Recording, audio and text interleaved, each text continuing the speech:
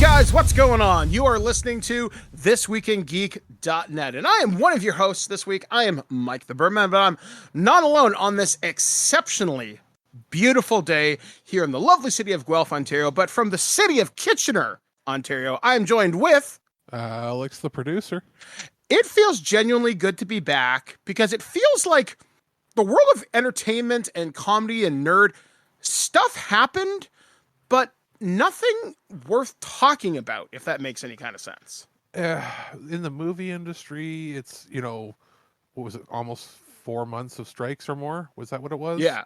That pushed things back. We were barely out of pandemic production. We really weren't. Like only the stuff that had been like produced during the pandemic was starting to phase out, but we were already like 6 months behind on regular production. This has pushed everything back at least a year. You have that. You have every company in the world in media deciding, hey, to fix our stocks because we have to keep perpetually making more money every year, no matter what, more than last year, more, has to be more, has to be better than last year, even though everything in the world is dying, has to be more. Because of that, they've now fired like entire divisions, cutting down on games and movies being put out. How many things have been canceled or shelved for tax reasons? So you've got that. You have like one big game come out. Basically, you could say, Yakuza and that they were like medium-sized games. You've had Final Fantasy come out. There's been one AAA game the entire year so far. Yeah, but I guess now we're starting to see a few more things, but nothing's going to generate the same fanfare as Final Fantasy. No, it's just not. Stellar Blade is coming, and everybody's going to have their reviews out at launch for that.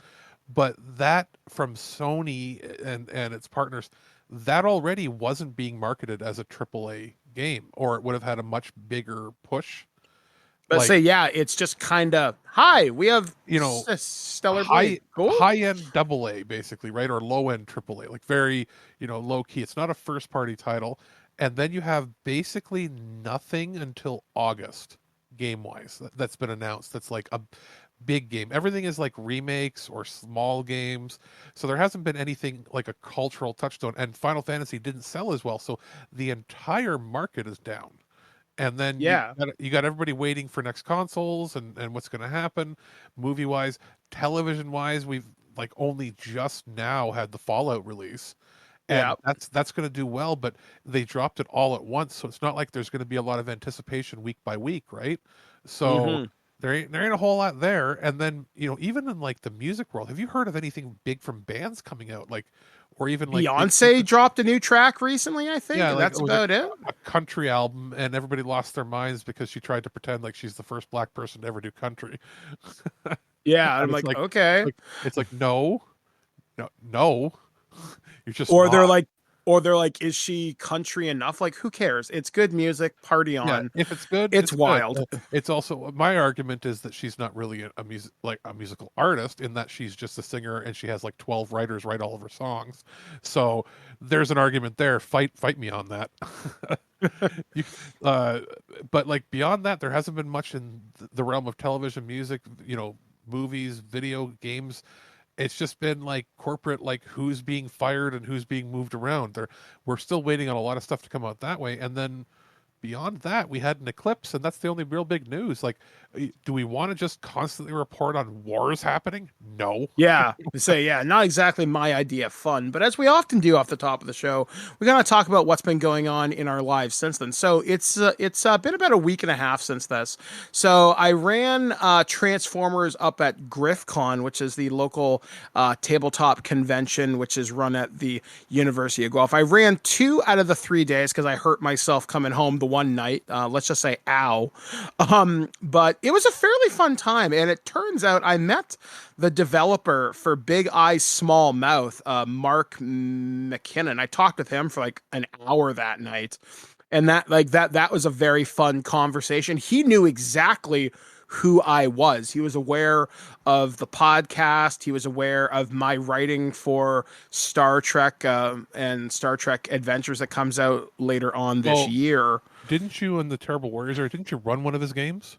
Yeah, we actually ran Sailor Moon. We were kind of talking about that, and I guess maybe that's how he found out about me. And we were talking about some of the other licenses that he had back in the day. I don't know if I can talk about that conversation, but I'm like, really, you had that? And he's like, yeah, that would have been really cool. Yeah, I would suggest not mentioning ones that didn't come out unless you get Yeah. permission. But yeah, like I was like I'll just say this, like that would have been really exciting if that had happened. And then so that was pretty cool. And that Thomas the Tank Engine, that's what he had, right? yes, and it Bar, was Barney and Friends. and it was cool because on Sunday, Tommy from the Round Table, he runs Lynn Vader Studios. They do a bunch of D&D 5th Ed content that's original. They do a show on YouTube called Six Sides of Gaming. They work with Ed Greenwood from D&D's Forgotten Realms quite a bit. I've actually heard of that, so yeah. And it was really cool because he snapped a picture of my table where me and all my players were playing, and he sent it to the developer of the Transformers RPG, the person who was the actual dev. And we've reviewed multiple products on this show from Renegade Game Studios, and this person was at D&D in a castle in England that weekend. So that felt kind of cool that they saw us playing it in public. It was a lot of fun. So big shout out to my players of Chris, Paul, Jamie, and John. It was a fantastic time. Looking forward to playing with you guys again next year. I gave them some prizes I got from our friends over at Free League Publishing. I had some extra copies of the Walking Dead box set, so I gave those to them. And it was just a fantastic time. So that's mostly what I've been up to. Finally, before I throw it to you, I've been talking about this Dungeon Master for Hire business thing for a while. And this Friday and the following Friday, I have my first clients.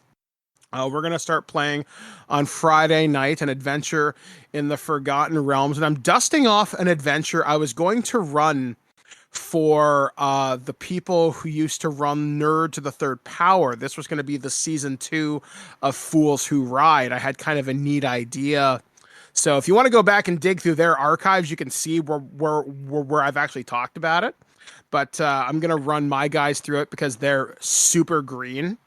But they're going to get the full Birdman experience of the crossover RPG, but I think they'll have a fairly good time with it. So I'm really looking forward to it, and hopefully I'll have more cool news to report later on. So how about you, Alex? Since it's been a couple of weeks since I've had a chance to actually hang out with you. I did a double movie feature where I went and saw, what was it, Dune Part 2 and King Kong, or Godzilla Kong Frozen Ultimate Kingdom XLR Cable Plus, whatever that. Both were fun. Dune was better than I expected, but it's still, I'm like, the story's not that great, and I'm like, oh yeah, it's like a 60-year-old story that's been done better by other things. Come at me, Frank Herbert fans. It's just it's visually an entertaining movie. The story sucks. It just kind of does. It's kind of derivative, and it kind of wasn't that original when it came out. I want to argue have been, it's no Asimov, is what I'm saying. Anyway, but that's just my personal opinion. I still really enjoyed the movie. The King Kong Godzilla movie was ridiculous. They're getting closer to being like the 70s movies. I was fully expecting like jump kicks to go across the the whole fighting field, but still entertaining. I then went and saw Monkey Man with my brother. What is that about? Dev Patel plays without doing like major spoilers, he plays a dude that's out for revenge for bad things that happened to him as a kid, where he wants to take on a cult leader, who has political influence. And he goes in John Wick style to try to kill them, and he gets hurt and has to be trained. He gets trained to be a better fighter by a bunch of transgender ninjas. Okay. Yes, that's it. Well, transgender, middle-aged to like late 60s ninjas. Okay, that's a thing. In India, and then and then mayhem ensues. Okay. And it's pretty good. There's some moments where it was like, that shot could have been better, too much shaky cam, but it was done on a very low budget. It's filmed like 4 years ago during the pandemic. Mm-hmm. And the reason some of it looks shaky cam and kind of crap is, they were shut down mid-production, very low budget. He couldn't even get the right crew during the pandemic to film parts of it, so he had to film it on his personal iPhone. Oh. Some of the action scenes. And then the rest of the time after that was spent like trying to touch up and fix those elements that didn't line up as well, and it did a pretty Mm-hmm. good job where it doesn't look like it doesn't look like half the movie was shot on an iPhone. It looks like half the movie was just shot using shaky cam. But overall pretty good, well worth watching. Beyond that, and the stuff I've done for review on the show that I've been on the last few weeks talking about, plus stuff this week, is I played Immortals of Avium for fun myself. I bought it. I'm returning that game because there's actually glitches that don't work on my PlayStation, which I don't know Oh. if they've been fixed in the digital copy, but I'm going to return that because Amazon has a return policy. Um, I got to a part where you're supposed to use two pressure plates that you stand on to open up a door like a puzzle, and you're supposed to like Mm-hmm. take an enemy that's coming at you that's invincible, but you can freeze them for a minute. You're supposed to like get them onto a platform, freeze them on the platform, run up to the other platform before they unthaw to unlock the door and go through. And I was having trouble doing that because it was already hard as it was. And then when I loaded up a save file that was before that checkpoint, and you can't have auto save or manual saves. It's only auto save. So you get to a point where you're like, well, I guess I can't do anything because every time I loaded it hard locked and froze my system. Oh, that And sucks, dude. and I'm I was like, sorry. well, you know what? This team should have known better. They were built. Half of the team was from the Telltale games, and the other half of the Mm-hmm. team was from Sledgehammer. And they're the people that left because they didn't like being ruled by Activision. And it's Yeah. like, well, you should fucking know better how to make a game that works. Mm-hmm. But the other game I played was the Star Trek Resurgence. Really like Isn't that. that fun? Oh yeah, I love that. Now, and look, without getting too much into it, I wish that we should try to find a way to get Aaron a copy of it to see what he thinks, because there's really the only element that I don't care for is you can't select a chapter to replay. You have to replay the whole thing. Um, Yeah. I thought but they fixed that, but I wasn't nope, sure whether they did or nope. not. That sucks. You get 3 save slots, and the reason you have 3 save slots is uh, there's really like there's two critical paths you can go down. Basically, binary choices left and right, and you can get slightly altering combinations. But in reality, there's just basically two paths to go down with one major choice that lets you pick between three things. Mm-hmm. So you basically have one path, a second path, and then a second path with one extra choice. And that's how Mm-hmm. you would have your 3 save slots to get all three. I am not doing that to get because there were some frustrating moments with like The anything that had to do with combat can get kind of frustrating at times. anything with action. You just basically want to turn it on story mode so you can't die. But there's even spots where story mode doesn't help because it just times out with certain things. Yeah, But I had that exact glitch. I know exactly what you're talking about. I had it happen at 2 different points. I had it happen where it auto saved at the sort of a weird time. Mm-hmm. I didn't really have trouble at the part where you're fighting the sparky things on the outside of the ship. Where I Mm-hmm. had trouble was when you are within the one ship saving the one group of people with the general dude, and Mm-hmm. you're supposed to like shoot with phasers two sides of a pathway coming up, and if you don't do it in Mm-hmm. the right amount of time, they get too close, and once they get too close, it's an auto death. Well, the Mm-hmm. problem was it would load up, I would shoot the guys on the right, and then it would say shoot the guys on the left, and they would already be moving too quickly. And I looked Oh. online, and apparently that's a common issue where sometimes the scripted event happened too fast, Mm-hmm. and then it just after like 4 or 5 times it just went the right speed. So that is made by funny enough the other half of the people that used to work for Telltale. Basically, Telltale split, and half the people went to work for that new AAA company that who knows if they're ever going to be allowed to make another game because EA is not forgiving when it comes to games failing, like with Avium. And the Mm-hmm. other half of the people went and formed this studio. I forget the name of it now. Um, but and then there were like one or two people that were left that were key members, and they stayed with Skybound to make uh, the new Telltale that's making, I forget what they're making now, but it was kind of funny. I'm like, oh, I didn't realize I got, two games made by basically the same people that made all the Telltale games. And I'll tell you right now, the AA game that's the Star Trek one is the better game by far. Even if the graphics aren't, perfect and whatnot, it's also only a $40 game. So Yeah, and it was a game I played, I think, last Christmas or last fall when you and I had a little bit of a lull or on something. And yeah, I had a lot of fun with it. So folks, if you want to pick up Star Trek Resurgence, I really do recommend it. There is a physical copy now. When I bought it, it was only digital. yeah, and it's like $35 on Amazon, on PlayStation or Xbox. Yeah, And then totally worth it.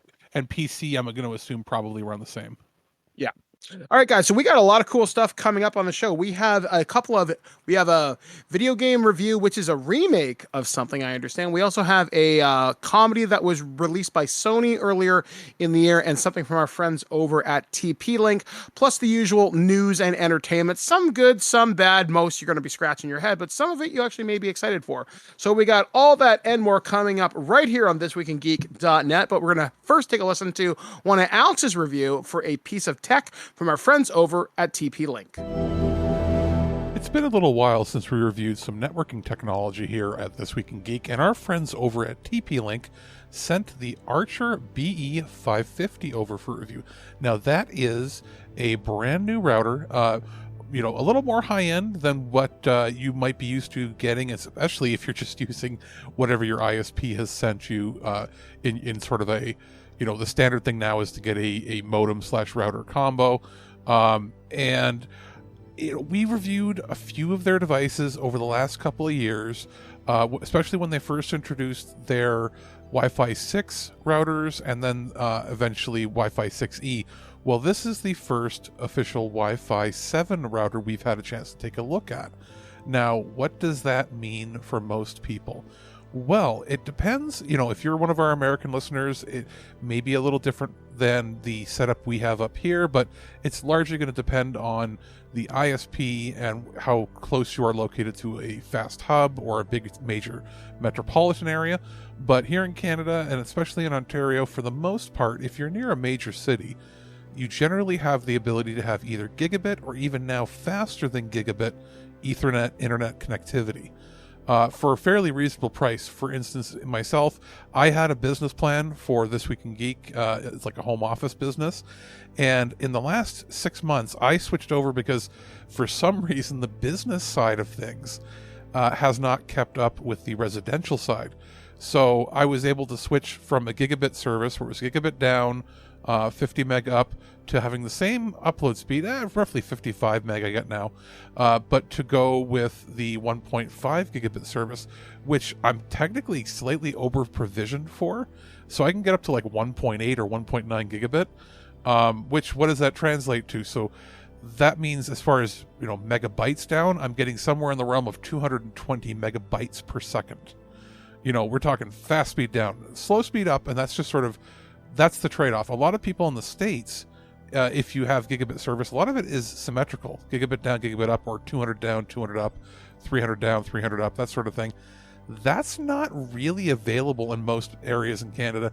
The big ISPs give you a ton of download speed, ton of download throughput, not a lot of upload throughput. So you almost have to pay double the price to get maybe, 100 meg up. But that is aside. That's just a little bit of background.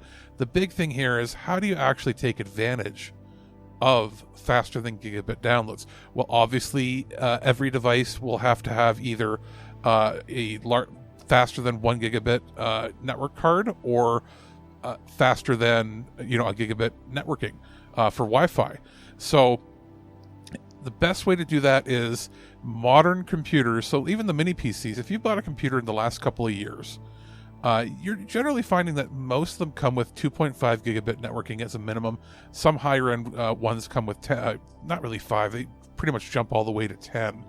And then you'll see things that are generally Wi-Fi 6 enabled. Wi-Fi 6 generally is above gigabit. It's anywhere from 1 to 1.4. And then when you jump to this Wi-Fi 6E or upwards to Wi-Fi 7, you start getting into like potentially up to 5 gigabit over Wi-Fi. Now, obviously, wired is generally considered better than that. So the background for me and what I've done in my place is the two computers that I have that I've had built, the old Frankenstein PC that has the Ryzen 3600 in it. That's my, bedroom main, I guess, gaming per se PC. If I do reviews for games, I do it on there. It's by no means a proper full high-end gaming PC, but it's got an Intel Arc processor or GPU in there, and it can do basically 1080p with ray tracing. It's just not a 4K stuff. We're mostly console gaming for that. And then the living room for the media PC, I have a 2.5 card that I put in because I saved a little bit of money by getting a motherboard that didn't have it built in, but added a separate card separately because then I could have separate cooling for it and yada, yada, yada. Because anything faster than gigabit does tend to heat up a little bit. Now, both PCs also have Bluetooth cards, which is Wi-Fi built in, and I went with Wi-Fi 7 enabled cards, which gave me, the best future proofing, but also gave me the ability to use Bluetooth 5.3 or 5.4, depending on the card. And then beyond that, the OnePlus phones that I have, and also my old Pixel 6a had Wi-Fi 6E capability, but the OnePlus 12 that I have for review that I've been using as my daily driver has Wi-Fi 7 enabled capabilities built in as well. So if you have a modern phone from the last 2 years, you can at least 2 to 3 years, you'll have likely Wi-Fi 6/Wi-Fi 6E. And if you have a phone from the last, let's say, 6 months or so, generally it has Wi-Fi 7 capabilities if it's considered a flagship or at least mid-range from one of the major retailers out there. And then, of course, laptops and different things have capabilities. As far as game consoles go, none of them are going to be Wi-Fi 7 capable because they're, now 4 years old. Most of which are, I think the PS5 supports Wi-Fi 6 because the spec on it. If not, it's pretty darn close. I think it supports like 1.2 gigabit. It's slightly above regular, Ethernet on it. None of which the game consoles have, wired above 1 gigabit. But anyway, that's sort of what you're going to need. You're going to need to have some capability, whether it be wired or wireless. And then, of course, you've got to have the ability to have it from your ISP. So my ISP provided a Wi-Fi 6 capable modem/router, which it's okay, but sometimes the Wi-Fi cuts out. But it has a single 2.5 port on the back that I can use to put to switches. So what I had done previously was a 5-port 2.5 unmanaged switch. You can get them now fairly cheap. They were like $80, and that gave me unmanaged switch capability, so it could split the 2.5 wired. It's just the Wi-Fi was sort of spotty with 2.5 or with Wi-Fi 6. I could get general speeds pretty well, and it had the ability to auto hook up or at least hook up my mesh system to it, and that was fine, but nothing to really write home about. Well, what the Archer BE550 adds to this, you'll see it with a couple model names, BE550 and then BE9300, and it's a tri-band Wi-Fi 7 router. What this does is this adds much more robust and stable connectivity. So what I did was I turned the router capabilities of my ISP's modem router off and just had that as the WAN access port or the internet access port. It goes into the back of the BE550, and from there it does all of the routing and networking and firewalls and all that fun stuff. And then out of the back of this, I have the unmanaged switch plugged into. So this is the intermediary. This handles all the routing, a separate device so that my modem can then just handle the internet downstream and upstream, and I don't have to have it doing double duty. And that's generally how most homes and small businesses would probably have it. If you want to extend beyond that, you'd have to maybe look at your networking and figure out what works best for you. What's good here is, because it's TP-Link, it actually works with the mesh system that I already had for general Wi-Fi, I guess Wi-Fi 6. I had the Deco system that we reviewed previously, and I was able to sort of add it and integrate that into the system almost seamlessly. So Wi-Fi 7 and 6E is handled just by this Archer BE550, and then for legacy connectivity for full house coverage, the Deco system itself is doing the 2.4 gigabit or 2.4 stream, as well as the actually I turned off the 5G connectivity on that so that it could just be handled by the BE550. I know it's a lot of technical talk, but basically the mesh system handles the slower speed but also encompasses the whole apartment, and then the main BE550 here handles the really fast speed with the lowest latency possible. Now, that is a big feature that I'm happy it has, is the ability to connect with the Easy Mesh connectivity, where it just basically auto-configured it in the app itself. It's like, hey, would you like to do this in the Deco app? And I went, yes, please, connectivity, blah, blah, blah. And it figured it out pretty much all on its own. Now, what you get on the back of this this new router here is you get full 2.5 gigabit ports. That's not something you get a lot of on the competition. So you have a 2.5 gig upstream. So you take that, you plug that directly into your 2.5 or your above gigabit capable modem, and then you have 4 ports that you can split out. So if you don't have as many devices as I do, you don't necessarily need like an unmanaged switch. You could just have them plugged in directly, and you'd have 2.5 out of each port in the back of here. So if you're somebody who wants a dedicated, steady connection, you need it for work, for streaming or something like that, then you have that capabilities. Or you can ignore the Ethernet ports in the back if you don't want to have anything connected that way and you want to go completely Wi-Fi. You have the ability to have technically up to 9 gigabit tri-band. Now that's it's split up, right? So you're looking at some of the bands being on different speeds, but that's total connectivity was up to 9 gigabit that it can basically do out of the back of it.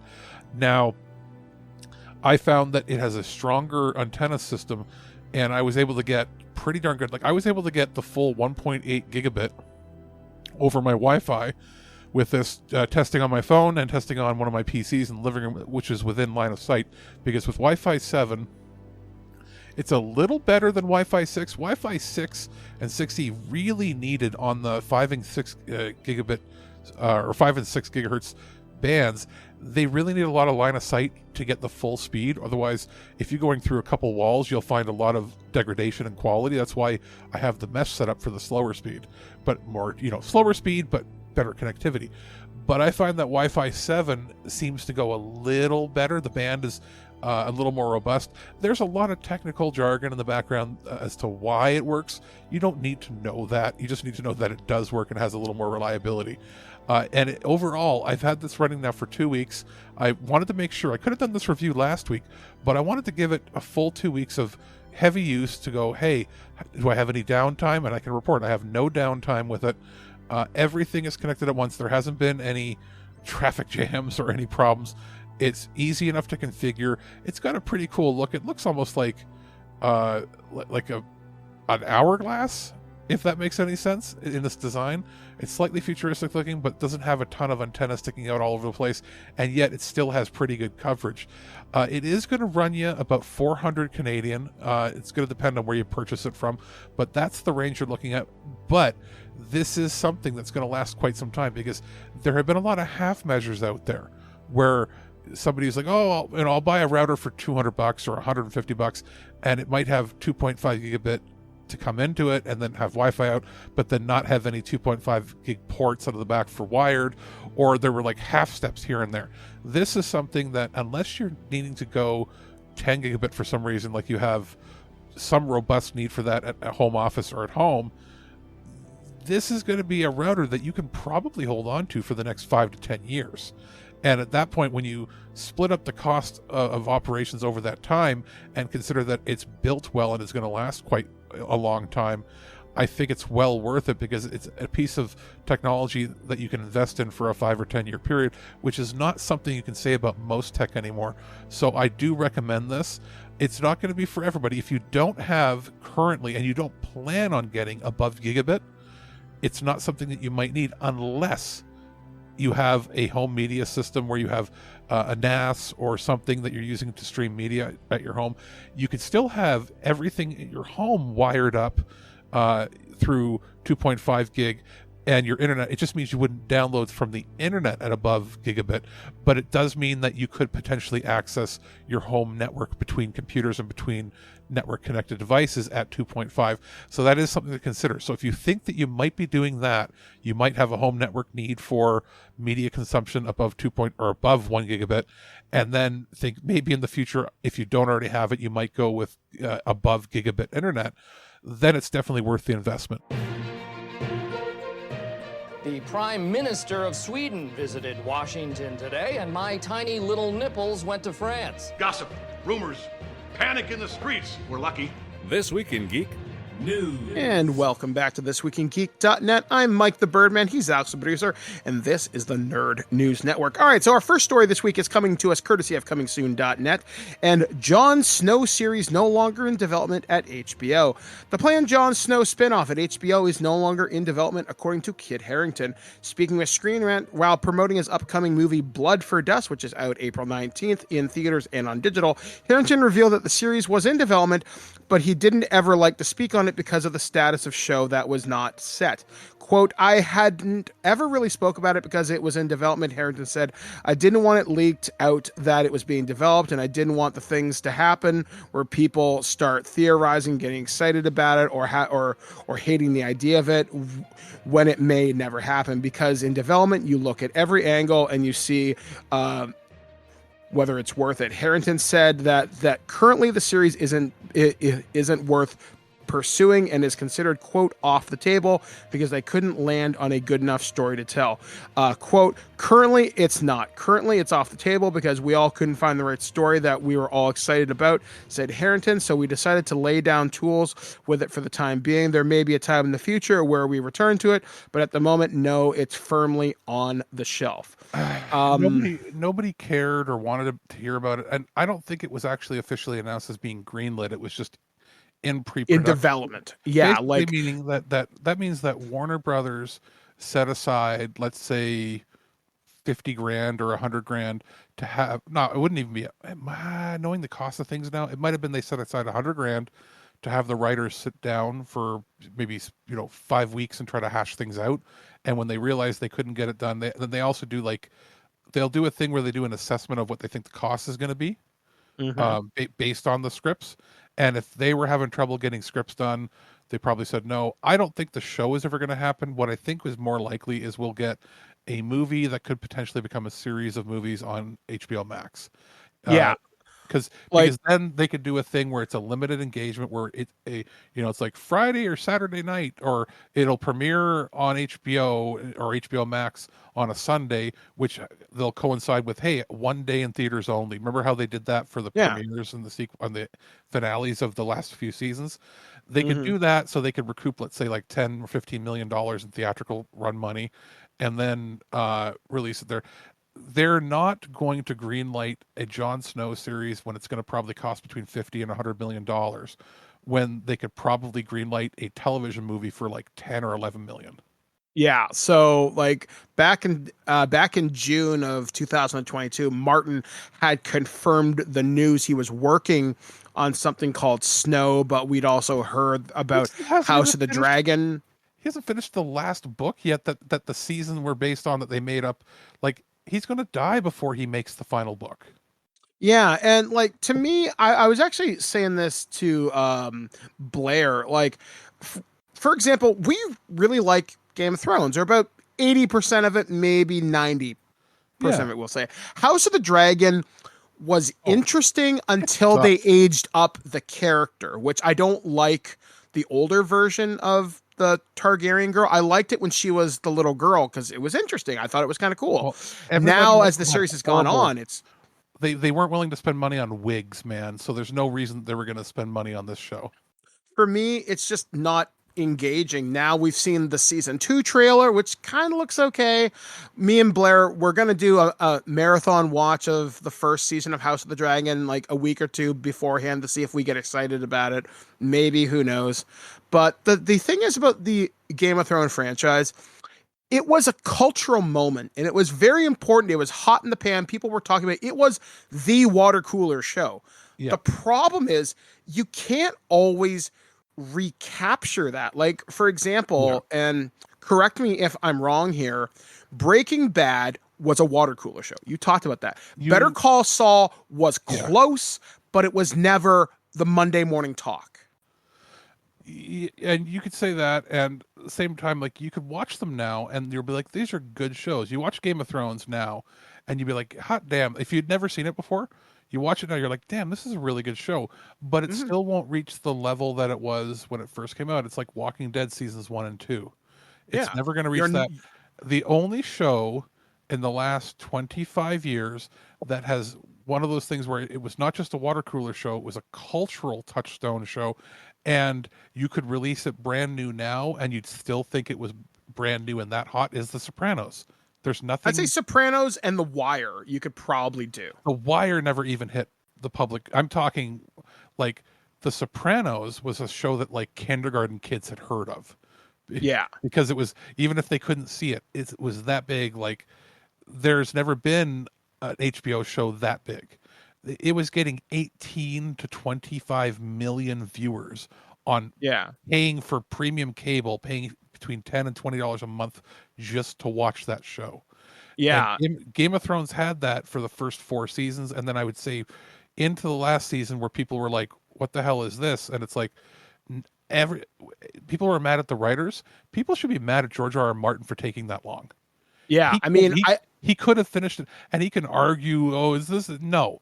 Nobody on earth has writer's block for 12 years. Yeah. I mean, I think the best thing to come out of HBO in the last couple of years is The Last of Us. But the thing is, I think they finished filming season 2. We'll probably see it this time next year for sure.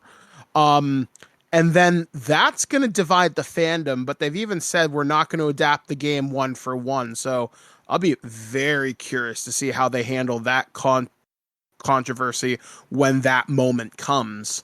But yeah, like HBO, they need a winner, and Snow was never going to be it. And the problem is you can't wait too many years. I mean, in my opinion, I would have went with a Snow movie, spend the money on it, instead of then do House of the Dragon and see what happens. Like maybe do House of the Dragon as, okay, it's a 6-episode miniseries.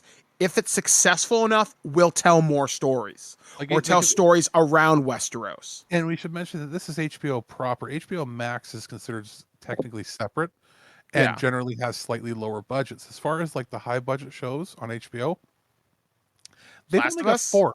They've got Last of Us, House of the Dragon, The Gilded Age, which is a historical drama, which I remember trying to watch and I was like, no, not for me. Just not your thing. And Euphoria, the teen drama where it's just about, hey, people being sexy, I guess. Well, it's basically, hey, I'm Zendaya, I'm going to do a whole bunch of heroin and have sex with people. That's basically cool. Yeah. And comedy-wise, they have The Righteous Gemstones, which I hear is hilarious. I still haven't seen that though. Yeah, I've heard really good things about it too. It's on my list. Somebody Somewhere, never heard of. Rehearsal, never heard of. Random Acts Yellow Jackets, I think. Never heard of. That's not them. I think that's Showtime. They have White Lotus. That was popular, but that's not like cultural touchstone. You know what I mean? Our Flag Means Death was very popular, but then it got canceled. Exactly. Like upcoming, the only things that they have is what is it here?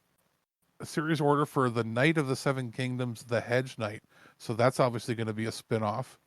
But cool, I guess. That's for late 2025.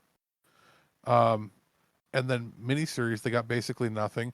So like HBO, the channel, Peacemaker, but that was never water cooler talk. That was nerd talk, and that's comic book shop talk. And people like John Cena, but they're not filming that till the summer because John Cena says, "Yeah, I'm going to be filming this from now until the winter time." And that's not HBO. That's Max. You know what I mean? That's which Max I find is doing better. HBO, the channel, is kind of in this weird flux where it's like, well, why is this programming exclusive to here and not on Max? Why does Max have exclusive programming and not on here when they're the same service? Only one's online and one's on traditional cable. But like what they have right now is like Max itself, outside of Tokyo Vice, which is really good, Mm-hmm. they don't really have like much. Like I know they brought back Gossip Girl, that was popular, but like that's Yeah. gone, that's over. And then on the comedy end, like they're doing more comedies basically um on Max, but like what they've got what like Herb Veep. a Peacemaker, but like there's not like big hits right now. So uh, without going beyond it, it's like I don't know what Warner's plans are. Warner wants to make as much money as they can, spending as little money as possible. Hence, terrible. I think it's the wigs and the costumes that ruined House of the Dragon, and the fact that there were. Is it just me, or did it seem like every actor was like a Kmart version of the ones from the original? I don't know. It wasn't engaging to me. I didn't feel like the stakes were there. There was no story I was particularly into. It didn't grab me. With the other one, I don't know. Maybe it was the quality of the actors or the scripts or just the way it was delivered. I If didn't care.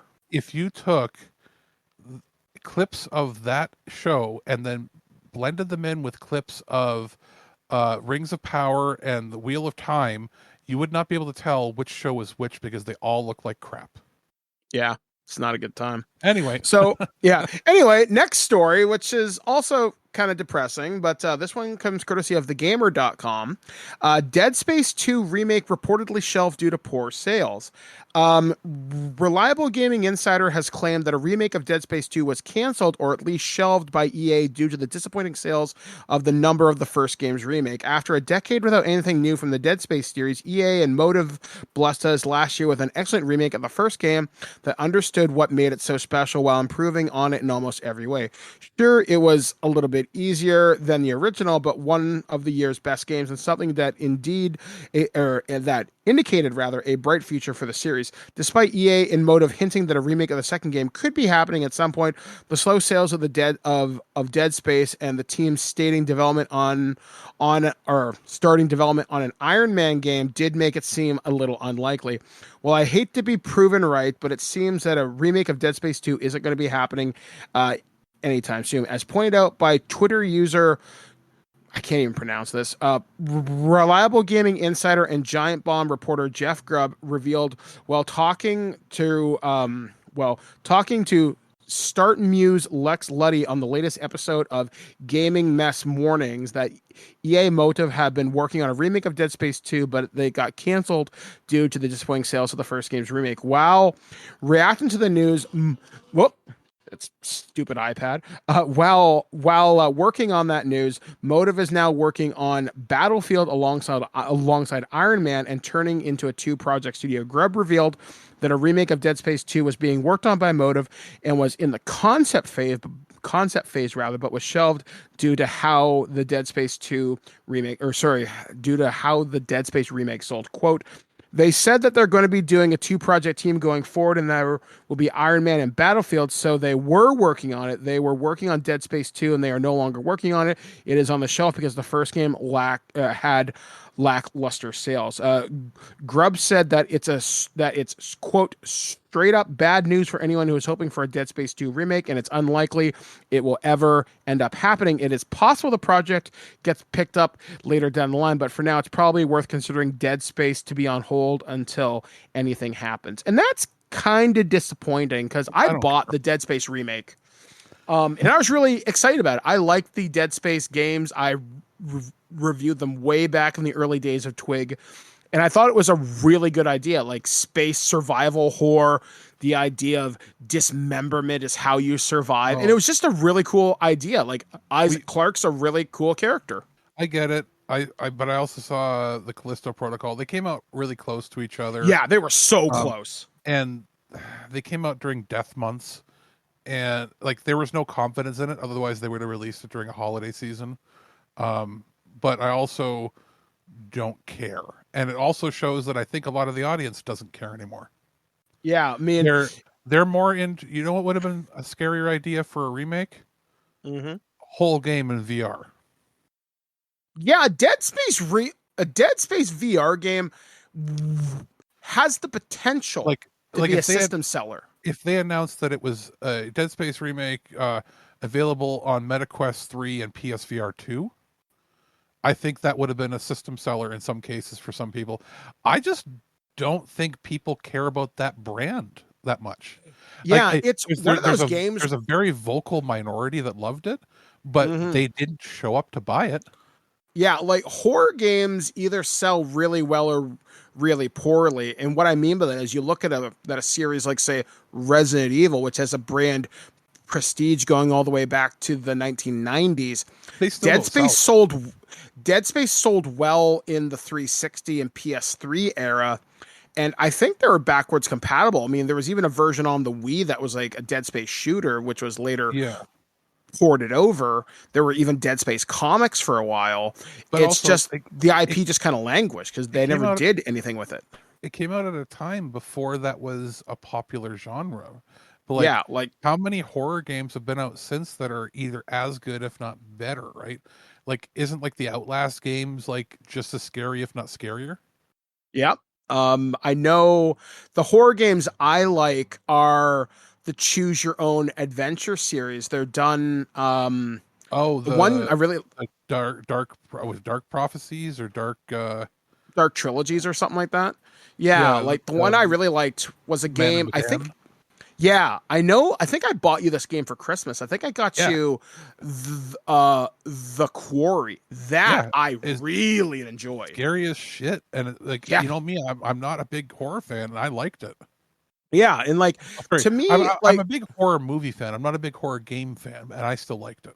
yeah, like it's hard to do horror games right, and I think with Dead Space, all the right tools are there. It's just when do you send this game out to market? And you're right, they put this game so close out to the Callisto Protocol. Dead Space is a more recognizable IP, and if they put it out and marketed it right during the right month, maybe it could have been really successful. And the problem is They when you put games out during the COVID pandemic, you're really taking a risk because you don't know how the market's going to react. they made a critical error in that they thought they could save money by making it a remake. We are so fucking done with remakes from only one generation before. Mm-hmm. Because this wasn't an exclusive This was one of those PS4 games that plays on PS5, and the original was PS 3. We're so done with that. Like, if you're gonna remake a game from the PS2 generation or earlier. I Like, mean, the only one I could see you could maybe get away with is something that's locked to PS3 hardware. Like if you could remake Metal Gear Solid 4 rather than randomly remaking Metal Gear Solid 3 again, and I don't know why Delta's even a thing, but sure. probably Yeah, 'cause that makes sense to me. maybe it's easier to remake. I think that's, by the way, side tangent. I think that game's gonna fail hard I because think the frame rate is bad, and wasn't it supposed to already be out, and then we just heard nothing from them now for months. Konami I is real bad because I that Silent Hill 2 is going to tank so bad as well. The one from Bloober Team, like Mhm. they're in a rough place. Thinking they thought they could go the easy route by farming out their games to other companies to make. They're like, oh, look, Capcom's doing great with Resident Evil. Let's spend a quarter of what they spent and then have another company make our game for us. No, you really got to have an eye for quality, the right project leads, and people who genuinely care about Yeah. the property. And I think Dead Space had all the right ingredients. It just came out at the wrong time. It's like, Too low, but it was too low budget. They expected full price. People don't want to spend $90 on a remake. yeah, like I'm pretty sure when I bought it, it was $90. I think, Yeah, it was 89 um, Canadian. And yeah, it's because like that's a $60 game Canadian max. yeah, like I got it because I think Blair either got it for me for an anniversary gift or a random, hey, you're having a bad week kind of thing. And I just never picked it up. So the impetus was never there either. It never generated the excitement, despite me being a big fan of the IP. And while you and I are really busy, we don't get a chance to play a lot of games casually. I really should have played that. And am I part of the problem? No, because I bought it, but I never played it, and that's We know that indicative EA of the problem too. Who knows what Microsoft's going to be like, but we know with Activision and especially EA, they have expectations that are sometimes beyond the means of and scope The of what studios. they'll actually get. Like, it's did it sell 1 million? Probably, but were they expecting 10 million? Because they weren't ever going to get it based on the fact that it was just a remake, almost shot for shot remake, plus the price of the game, plus the month it came out. Wasn't it? Was it December or something? I think it was January or February, because I remember it was before the spring. I want to say I'd have to double check my purchase history. Nobody cares about horror in that time. Look at the horror movies tank when they come out in that time period. It's rare unless it's a very beloved IP. But it always screams, we need this out before our quarter is up. When in reality, they could have went, hey, you know what? Fuck it. Let's put in a little more time to polish it so that it works and plays, without stuttering or anything at launch. And we're going to drop this October 1st. Yeah, like honestly, if Dead Space had been a holiday game and it had really come out with something really, really fantastic, then yeah, maybe. So we're going to move on to our next story. And this one, I don't know how to feel about this. This comes courtesy of comicbook.com. A Planet of the Apes TTRPG has been announced. Magnetic Press is developing a Planet of the Apes RPG. Today, Magnetic Press via Magnetic Press Play imprint announced that Pitt was developing a Planet of the Apes tabletop role-playing game based on the original 5-film series. The game will use the D6MV system, a modern update of the West End Games D6 system used in the original Star Wars RPG, Ghostbusters, and Men in Black. Veteran RPG developer Andrew E.C. Gasca, who is the lead designer of the Alien RPG, is leading the team that includes writers tied to the Planet of the Apes franchise and RPG designers. Magnetic Press will publish 2 rulebooks of the game, a core rulebook and the ANSA files featuring source material tied to the original source films, novels, and comics. Players will be able to play as chimpanzees, orangutans, gorillas tied to Ape City, humans, both astronaut or tribal humans, or even mutants with psychic powers. Additionally, Magnetic Press will publish a Forbidden Zone campaign box set containing an adventure book, maps, dice, and a GM screen, along with minis set with various character types, both human, ape, and monstrosity. Planet of the Apes is without question one of the greatest science fiction franchises ever, says Mike Kennedy, Magnetic Press's founder and publisher. Quote, it is not only an exciting high concept, but what it does with what great sci-fi best is holding a mirror up to society. The Planet of the Apes RPG will contain all the political intrigue while also giving players a vast and dangerous world to explore, of brand new mysteries and adventures to experience firsthand. Andrew E.C. Gasca has gathered an incredible team of brilliant artists and writers to expand upon this classic scenario. We are thrilled to have the creators involved that are passionate about the franchise. We have many plans for both human and ape, and this launch is just the beginning. Then you can go to the website to find out more. The guy who did this is good because he did stuff for the Alien stuff. He did Alien Heart of Darkness. I think he did the Alien Colonial Marines, and I think he most recently worked on Aliens Building Better Worlds, which is the campaign book I reviewed a couple weeks ago. His writing is fantastic. Using the D6 system, interesting, I'm going to say. I have some issues. Looking at Magnetic Press, they've only published 2 games. They're mostly a graphic novel publishing house. Yes. They've published one called Hugo Broiler, which is a graphic novel RPG light hybrid. And they have one called Carbon Gray, and that was the first game under the West End Games relaunch. Which again, it says it's a role-playing game and graphic novel omnibus. They've not really dipped their toes into a full-fledged game where the game is the focus. So I don't know if they're I'd say being led by Gasca's a good sign, but the thing is, what a weird IP to pick up. Well, that's my thing. A couple questions. What could you possibly play in it?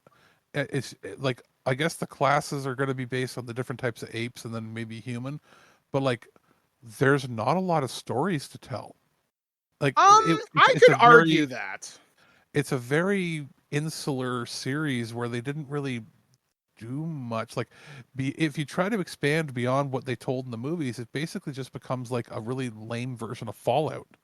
But Yeah, like I'd like to know what limits they had with the source I material because as you just said, the stories in the movies are very whatever it is, but I also like how well can you expand that lore?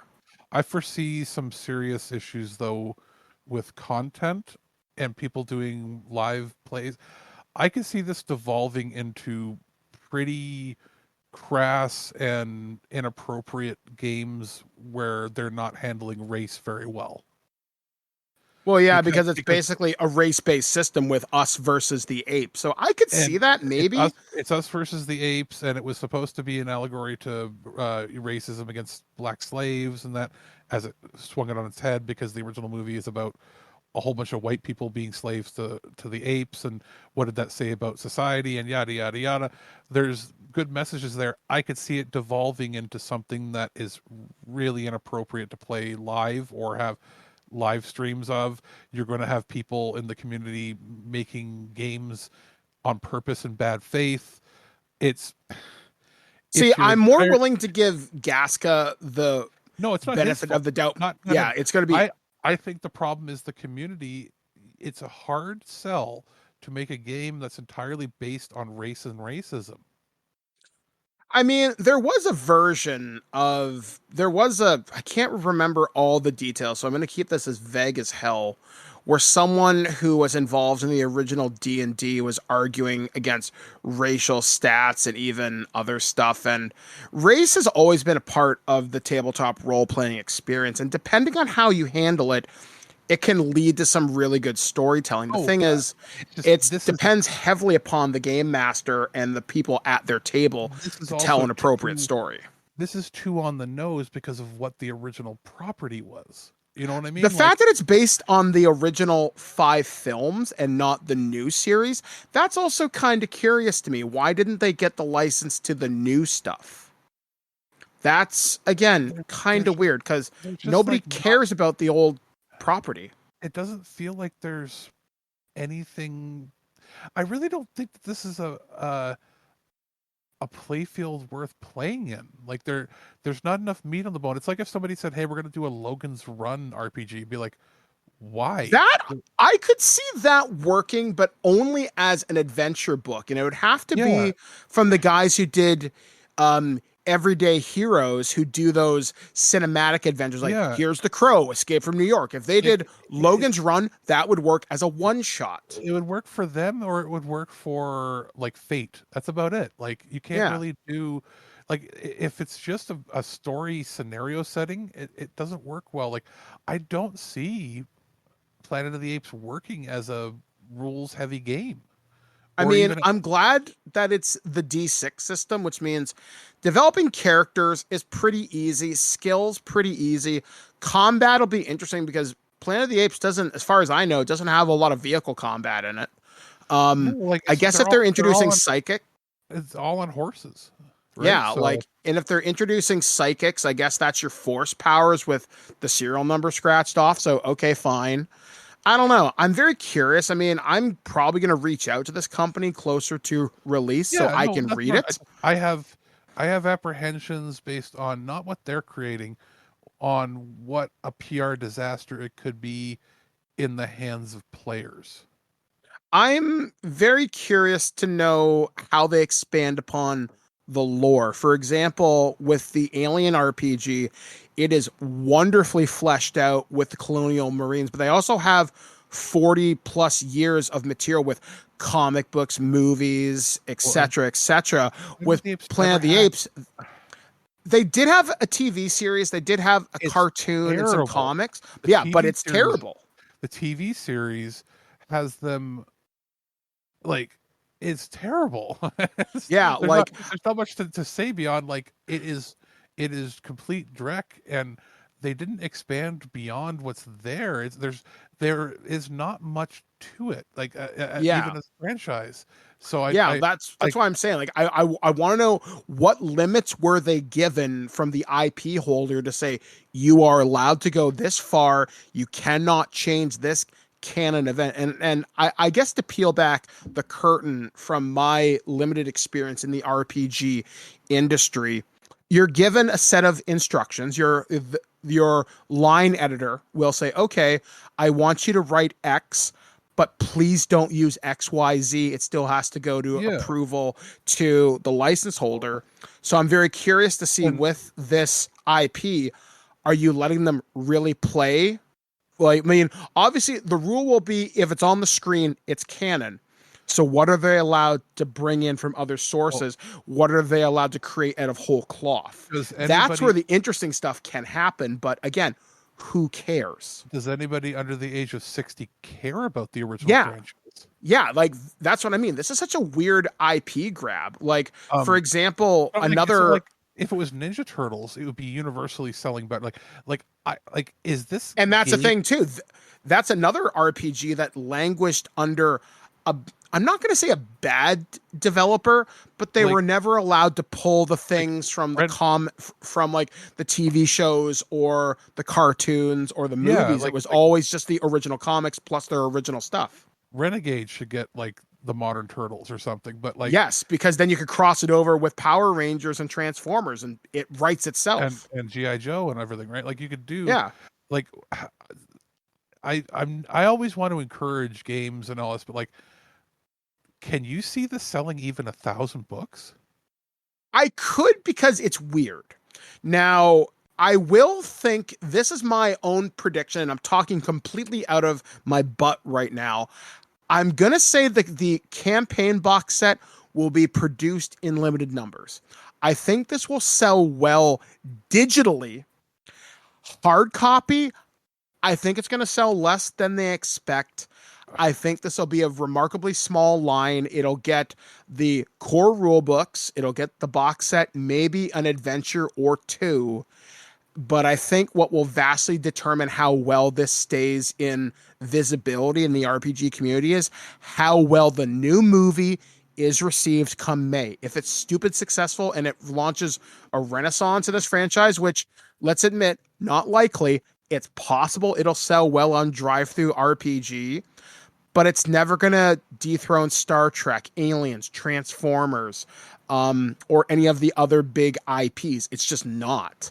So I don't know. I'm curious about this, but I see a property like, say, Assassin's Creed, which has multiple games and it's more historically relevant, appealing to more people because you hit it right on the head. Does anybody under 60 care? Because this is the original film, the original 5 films. This isn't the new stuff that started back in what, 2014 or something like that. And even then, I'm not interested in the modern Planet of the Apes. I was like, I'm bored. They're retelling the original movies, and the original movies after the first 2 weren't any good. I like the first modern remake, but I haven't seen anything since because dude, I don't care. I just looked. The original Planet of the Apes movies are out of print. They're not even selling them anymore. Yeah, so like I said, this is a weird IP grab. Like, I guess it must have been stupid cheap, or maybe Gasca and Magnetic Press, maybe he made a really compelling pitch. Maybe he loves this. Maybe this is something he's really into, but this would, like, if not this, why not Lost in Space or like something else? This is going to piss some people off because I feel like anybody under the age of 60 that isn't just a super crazy sci-fi / RPG nerd is going to buy this and then go, the fuck, this has nothing to do with the movies I like. Because see, you can't even buy or watch the movies, the originals. And I feel like, is this like a bait and switch? Is this like a cash grab mockbuster thing where they're trying to latch on to the new movies even though they can't license the new movies? See, that's what I mean. Like, this is taking the IP with name recognition. Again, I am speculating purely here, but it doesn't make sense. Whereas something like the Alien RPG has Alien Romulus coming out in August. There's the TV series in active development. The movies just came out on 4K. So it's always it's always part of a conversation. Like, whereas why Planet of would the you- Apes license Godzilla or King Kong or something and do like Yeah, a kaiju one. they did kind of, because Evil Genius Games with Everyday Heroes did a module for Kong Skull Island. So, and you could use the rules from the Pacific Rim box set And or adventure aren't set to create but aren't Godzilla aren't versus they Kong if kind you of really wanted to. in aren't they kind of in PR trouble right now with some of their stuff? Yeah, there's some not nice things happening over So I mean, there. And it's kind of like a crapshoot right now with who's releasing what licensed property wise, right? So yeah, like honestly, in my opinion, the people you can really get attached to in this space is um Renegade Game Studio, because they do everything with Transformers, Power Rangers, GI Joe, and My yeah, Little Pony, which has switched hands in the last couple of years. Modiphius has Star Trek, but they used to have uh, Conan and a bunch of other IPs. and like You could trust who else do I Free like in this League. space? Yeah, Um, especially kind of Free League with like but like Alien and Kids you know on what I mean? Bikes and Like all that shit. these are like as far as people that aren't Paizo or Wizards, Hmm. you'd think it would be one of those three, or maybe even Fate. But Fate hasn't really licensed anything new in a while. But like you'd think it'd be one of those, Renegade, them, or them. If none of them wanted this license, like this is such a nothing company that makes me question, like, was the license like three Cheap. grand It or must have been something? cheap. Like, see, and then we should probably kind of move on from this because I Yeah, could literally talk about this for hours, but it makes sense to me. And I like the fact they're using the D6 system, because that's a system that, if played right, plays really fast, really fun, and it's really easy to build characters in. Like, you can build a Star Wars character in like 15, 20 minutes. But if you use the system like Powered by the Apocalypse, which does masks and all that stuff, that's a narrative game. And that's where character classes, they matter and they don't. It's all about the story you're trying to tell. I think if you take the Planet of the Apes, divorce it from a crunchy game and move it into a narrative system where it's more about what happens as you as people and the stories you want to tell, that's interesting. I don't need to know the strength modifier of an orangutan versus a monstrosity mutant with psychic powers versus a tribal human. I don't want crunch. I want story. I want fluff. I just don't think it's a good fit for what they're trying to tell. But yeah. again, Like this I is don't want my to downplay newbie it. opinion on it. You know what I mean? Like I'm not trying to be like downer on it. I'm just like I It's look at this weird. and I'm puzzled by the companies involved. You have a skilled writer, like did they hire him or was he pitching it and then that's the only company that would pay for it? Or See, I see him from my limited experience interacting with his work. Passionate person, cares about the property. Like, if you read any of the Alien stuff, it is top notch writing. And I could see them bringing something very fresh and very new to this. So that's why I'm willing to give this project the benefit of the doubt.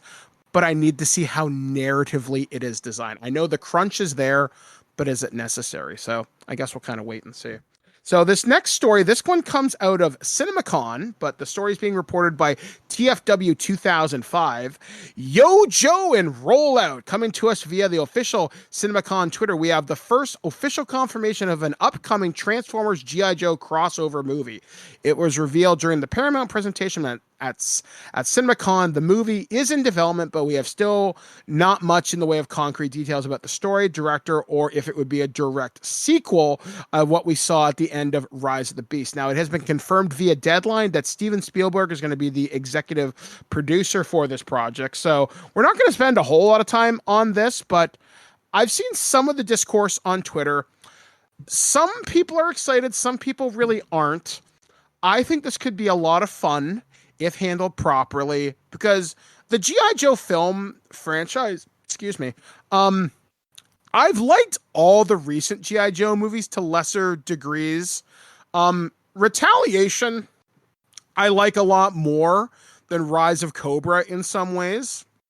And Snake Eyes was fine, if underwhelming, but bringing it in with the Transformers license, you gotta walk the line between fan service, telling a good story, and advancing the plot. Because with Rise of the Beasts, they did introduce Unicron again, while completely ignoring the events of the last night in the Bayverse. So I need to know, is this a direct sequel to Rise of the Beast? Does this continue the Bayverse storyline? Because it's never officially been said whether that and Bumblebee were a soft reboot to the Bayverse. It's never officially been confirmed as far as I understand. So I'm excited. I mean, ultimately, if I want one thing out of this, just maybe three things. Okay. I want a cameo from Matt Tracker from Mask, because I think that'd be fun, and you don't have to do any background. It's like, oh yeah, that's Major Matt Tracker. He's going to be in Sideswipe or some bullshit. Cool. All right. Give me a Transformer who turns into a Hiss tank. I don't care who. I'm fine with that. And Starscream turns into a Cobra Rattler, which is an AC-10 Warthog. You give me that, I am satisfied, unless the movie sucks. But that's all I want. I just want something fun that does the right amount of fan service, tells a cool story, and isn't lame. Other than that, we are easily 3-4 years away from this, because I know Rise of the Beasts, it made its money back, but not nearly enough to be, oh my god, we got to greenlight something right now. So I'm glad somebody at Hasbro got the right people at Paramount to say, hey, can we try again? So cool. But when it comes to Transformers movies, it's always, when is this going to happen? Because there's a Twitter account that I follow. I think it's called like Crazy Moments in Transformers Fandom. And there was a post someone did from 2003 talking about when Transformers 1 was then confirmed. And it was talking about all the plot points. And then someone had posted underneath that and said, at one point, all of these were true. And this was the script at one point. But it changed as we got to the 2007 movie, which kicked off the Transformers film franchise, which ended in The Last Night and then got soft rebooted with Bumblebee. So I don't know. I want this to not suck. I'm willing to wait for something good. But I don't think the G.I. Joe brand has enough oomph in it, because Snake Eyes, it came and went. It was in theaters. Like, Alex, it was in theaters for like less than 3 weeks. Like, it was really short. Yeah. Like, I want to say it was on digital within 2. Maybe. But this was right in the middle of COVID. But that's not a good barometer. But Snake Eyes is the most beloved character in G.I. Joe, and nobody went. So I guess they're banking their bets on it to be successful. One could argue Sergeant Slaughter. I'd say, I could say Snake Eyes, Sergeant Slaughter, and Cobra Commander, and probably the Baroness and Destro are the big iconic characters from the G.I. Joe franchise. Not Nemesis Enforcer? Or Globulus. Rest in peace, where Meredith. Where they cut the eyeball gouging scene out, and it's such a weird cut in the movie where I don't think that they even have footage that survives of it, but it abruptly cuts like 2 seconds of footage all the way out. Oh yeah. But yeah, I mean, I guess we'll kind of wait and see. I mean, maybe we'll see some of the concept artwork at some point in the future. I know at CinemaCon they showed the first trailer for Transformers 1, which comes out in September. Supposedly we're supposed to get a trailer. I've heard rumors of this week. We'll see. But I'd be surprised if we didn't see something by next May, or like in May. Big question will be like, what from, because that's Paramount, right? Yes. What from Paramount is coming out in the next week or two? Because that they'll pair it with that usually, right? Like they're not just going to. Yeah, I don't know. I'm checking right now because that is a good question, because I don't even know what what pictures are coming out from most companies right now. It just seems like a bit of a lull, right? Yeah, it's kind of like, if it comes out, cool. I mean, like, hell, I mean, for example, just to give you a little bit of time to look. There isn't a new movie from Paramount until May 17th when If comes out. That's the family-friendly. There was the Imaginary Friend horror movie from like a month or two ago. And this is If or whatever. No, that was Imaginary. Okay. If is the family-friendly one with The Ryan Reynolds. Yeah. So I suspect that's when the trailer's going to drop for it. And that makes sense. Like, if you want eyeballs on it, if you want people to go see, if that's what you attach it to, because Transformers dorks like me, we're gonna go. Well, and like A Quiet Place comes out in June, but that's too late for a first trailer. Yeah, like that's something where you give maybe the extended trailer or something. But yeah, I mean, we need to see something by now. Trailer 1 should be either now. I don't know why they would do it now unless trailer 1 should be out with If by May 17th, and then trailer 2 should be out by Comic-Con, maybe. By I don't know if A Quiet Place is a good plot for it, but July 3rd is Beverly Hills Cop Axel F. So yeah, that's kind of a weird place. Yeah, I would do it now. I would say trailer 1 by May, trailer 2 in July. That makes sense, and because then we got basically nothing till Gladiator 2. Really? Yeah, we'll wait and see. Where's the fuck's gonna be Gladiator 2? Everybody died. Everybody died except Digimon. I know it's Gmon. I know it's Gmon, but I still call him Digimon from forever ago. But like everybody's dead. Who else could it be? I'm looking. I don't know. Denzel Washington, Pedro Pascal's apparently in it. So it's got. I guess we'll wait and see. Oh wait, Derek Jacobi's in it. He was in the first one, wasn't he? So, I guess he's still. How old is he? 85. Okay, whatever. But still, like, who wants to see Gladiator 2? Yeah, I mean that's like 20 years too late. So I don't know. I still haven't seen Sonic the Hedgehog 2, but Sonic 3 is coming out this year. Yeah, Sonic 2 is surprisingly fun. I liked it quite a bit more than the first one. And Knuckles comes out this month. So no, there's another Naked Gun coming up, but how are they going to do it without Nielsen? Supposedly Liam Neeson was Liam Nielsen. Yeah, no.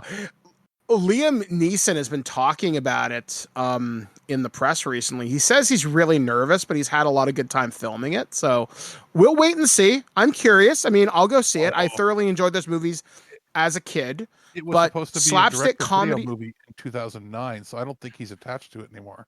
No, he's been talking about it. In the press. I know I've seen quotes. Isn't he like 15 years? Like he's talking about a movie from 15 years ago. It's coming out now. Okay, well, whatever. Yeah. Again, if I'm wrong, feedback at ThisWeekInGeek.net. Correct me. Our next story is coming courtesy of the Hollywood Reporter. This one I'm very surprised is actually happening. So a live action R-rated Teenage Mutant Ninja Turtle movie is in the works from producer Walter Hamada. After the success of last year's animated hit film, Mutant Mayhem, Paramount Pictures is keeping Turtle Power going by putting a new feature project into development. This one, however, will go beyond the realm of all ages material the long-standing property is known for, and instead going into the gritty R-rated territory. Paramount is developing Teenage Mutant Ninja Turtles: The Last Ronin, adapting a popular storyline seen in the recent IDW comics, a live-action feature with the intent of making it a R rating.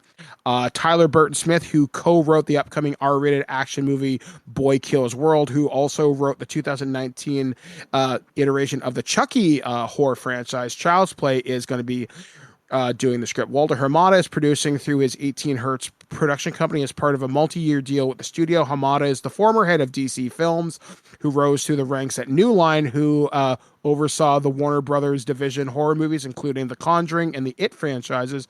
His 18 Hertz banner is focusing on making features in the horror genre. And The Last Ronin is about as terrifying as the Turtle's tale can get. Set in a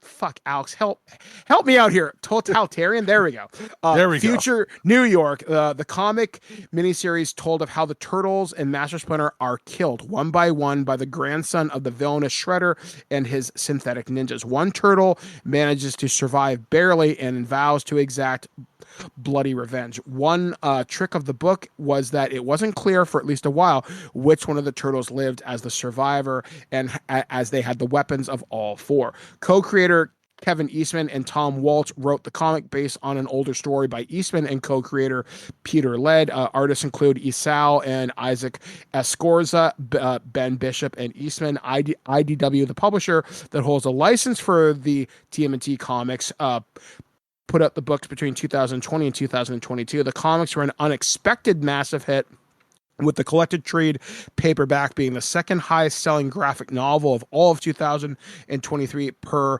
Circana book scan. And then it just kind of goes into everything. Honestly, I'm kind of surprised. This has the potential to be really awesome. I read the comics last year. I picked them up at my local comic book shop. And when you find out the turtle that survived and all the trauma they've gone through, it was a really good read. Like, well, I'm very surprised. It's one of the few games that I think it's one of the few AAA games that Embracer still has that they haven't canceled. Mm-hmm.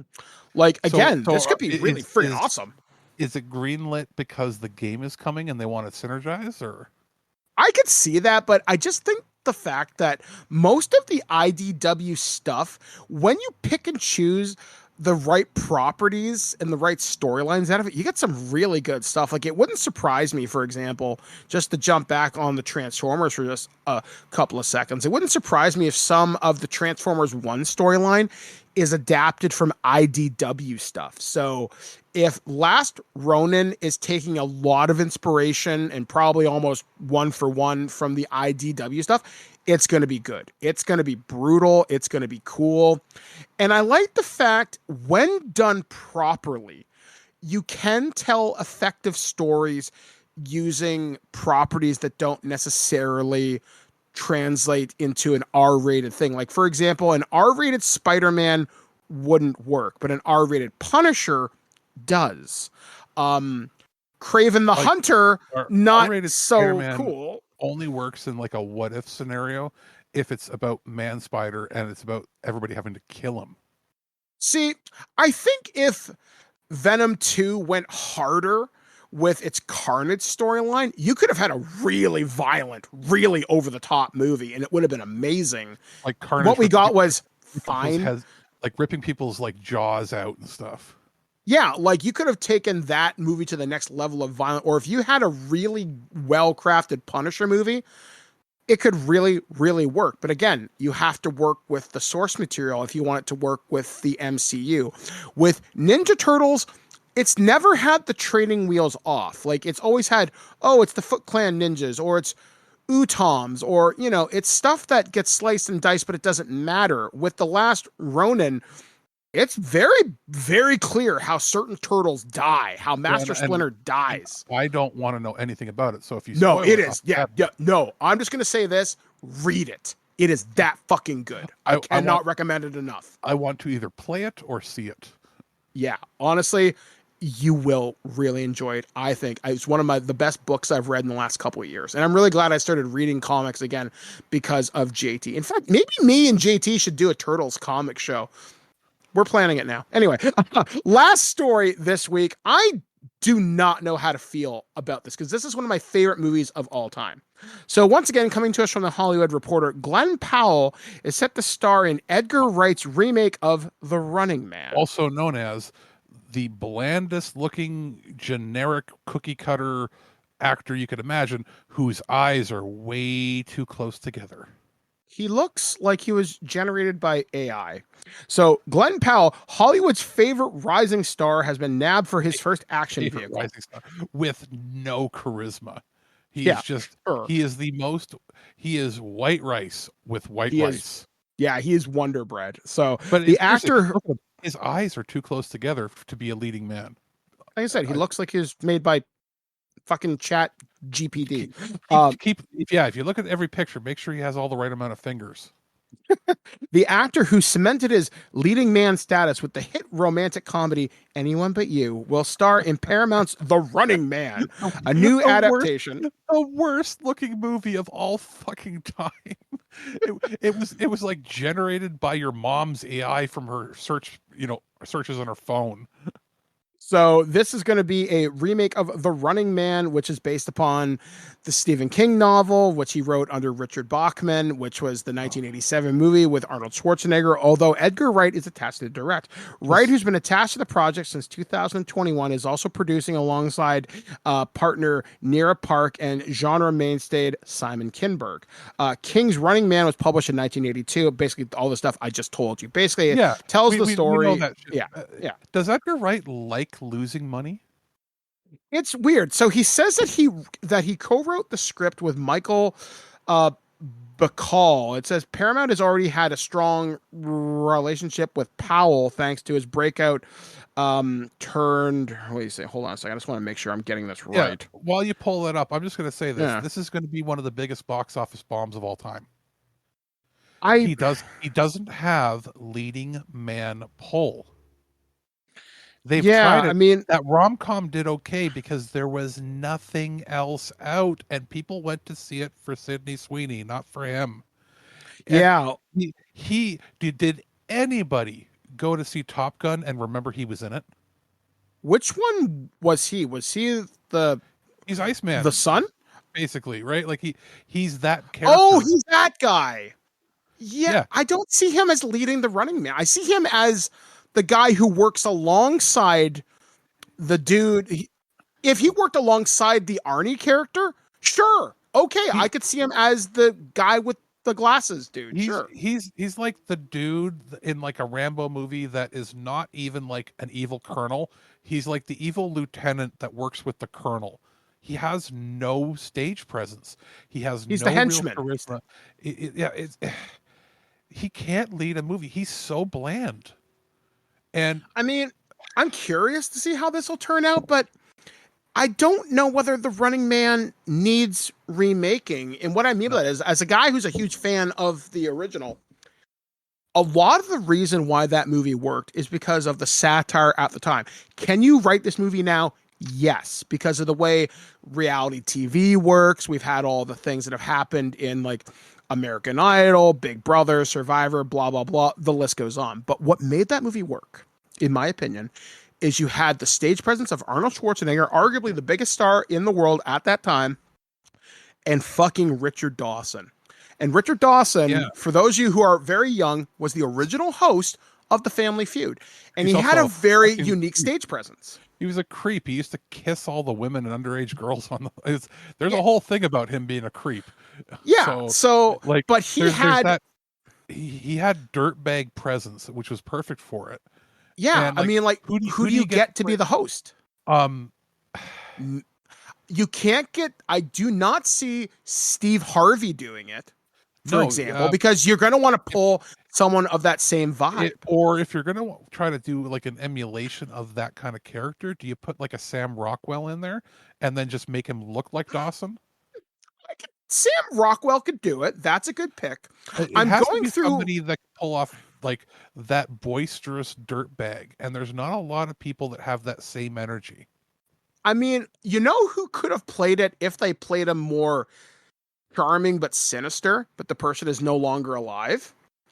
I think when he was alive, you could have asked Alex Trebek to do it because he would have had fun with it being sinister because it would have been so different for him. But he wouldn't have done it probably because he's that family-friendly type of character. If they're going for goofy, you could do like, I don't know. Because you need that to be such a strong co-lead because you need a likable bad guy. You go like Bruce Campbell, but like, or do you want to go that goofy?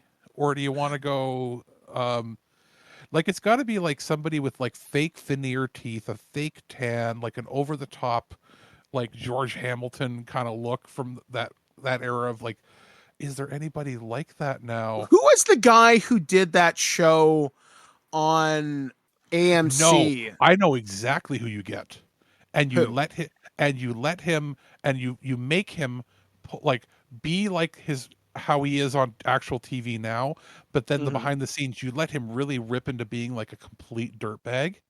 Okay, you get Ryan Seacrest. That could work. If you let Seacrest run roughshod over this, you could have a lot of fun with it. I was gonna say like Neil Patrick Harris, but he's a little too like he'll have like he's a little too clean cut. A little too. Yeah, and the veneer, like when he could pull it off, but it wouldn't be as big as seeing Ryan Seacrest doing the shit-eating grin, doing all his like stuff, and then when it's behind the scenes, he's like a sinister, mean fuck. Yeah, like I'm worried that they would pull someone like a Matt Smith for something like this. That's what I'm really worried about. Wait, But he could Jim maybe Carrey. pull it. Yeah, Jim Carrey could do it too. But But I he don't doesn't. think he would do it because he doesn't like doing that type of movie anymore. Well, no. He could be like the serious. Have him play it straight. Have him be the shit-eating grin, television guy, and then he's the sinister fucking dark guy. Like, had he still been alive, this is like a Robin Williams kind of role. Oh yeah, he could, because he basically would be doing his Death to Smoochie character. Actually, You know what I Edward mean? Norton could pull this off, maybe. Yeah, I'm trying to think who else. Like, maybe you pull up somebody from television that is mostly like a soap opera star or somebody. Actually, you know who'd be good, Who? and he probably wouldn't do it. Who's producing this? What studio? It's Paramount. Ooh, Tom Cruise. I could see Tom Cruise doing a cameo as one of the network executives ordering bad shit to happen. No, have him as one of the runners, or not one of the runners, one of the stars. Or you have him as the host, and you even make a joke like where he's like behind, like we know when they pull up like the women, the old ladies, talk to him. Have him go like, "Oh yeah, that's nice, dear," and then go behind the scenes and have him be pissed that the lady was too tall. Because it's all about vanity. That'd be funny. That'd be funny. So I mean, you can do it like you have to get the right kind of person, and Tom Cruise has that personality where he's a fake shit-eating kind of guy anyway. So you do it somebody like that. Trying to think, is there anybody else that would be now? Could you gender bend it? And put a woman in there? You can, but then are you gonna get people that just complain and are like, "There's a woman now." Are there anybody from the talk show world that could do it? Like, I'm not saying Oprah, but no, she wouldn't do it. You have to Ellen might for fun. No, they won't. They won't want her. It has to be somebody energetic. You know who they could go with? Oh, let me think here. I just had it in my head. I wouldn't say changing it too much, but if you're going with television, daytime, I still think that Seacrest would be good. You could go with it's got to be somebody instantly recognizable. It can't be somebody who's just like, hey, I'm this. And it also, like, it has to be somebody that is very like metro into like their own looks and like with vanity. Do you go with do you end up going with like a Robert Downey Jr.? I was actually kind of thinking, if we're going to stick with TV, I just had a thought. What if you pulled somebody out of the Arrested Development cast, like the guy who plays Michael? I can't remember his name. Jason something or other. You could Jason Bateman? You could go with Bateman. He would be a good choice, but then so would Rob Lowe. Yeah.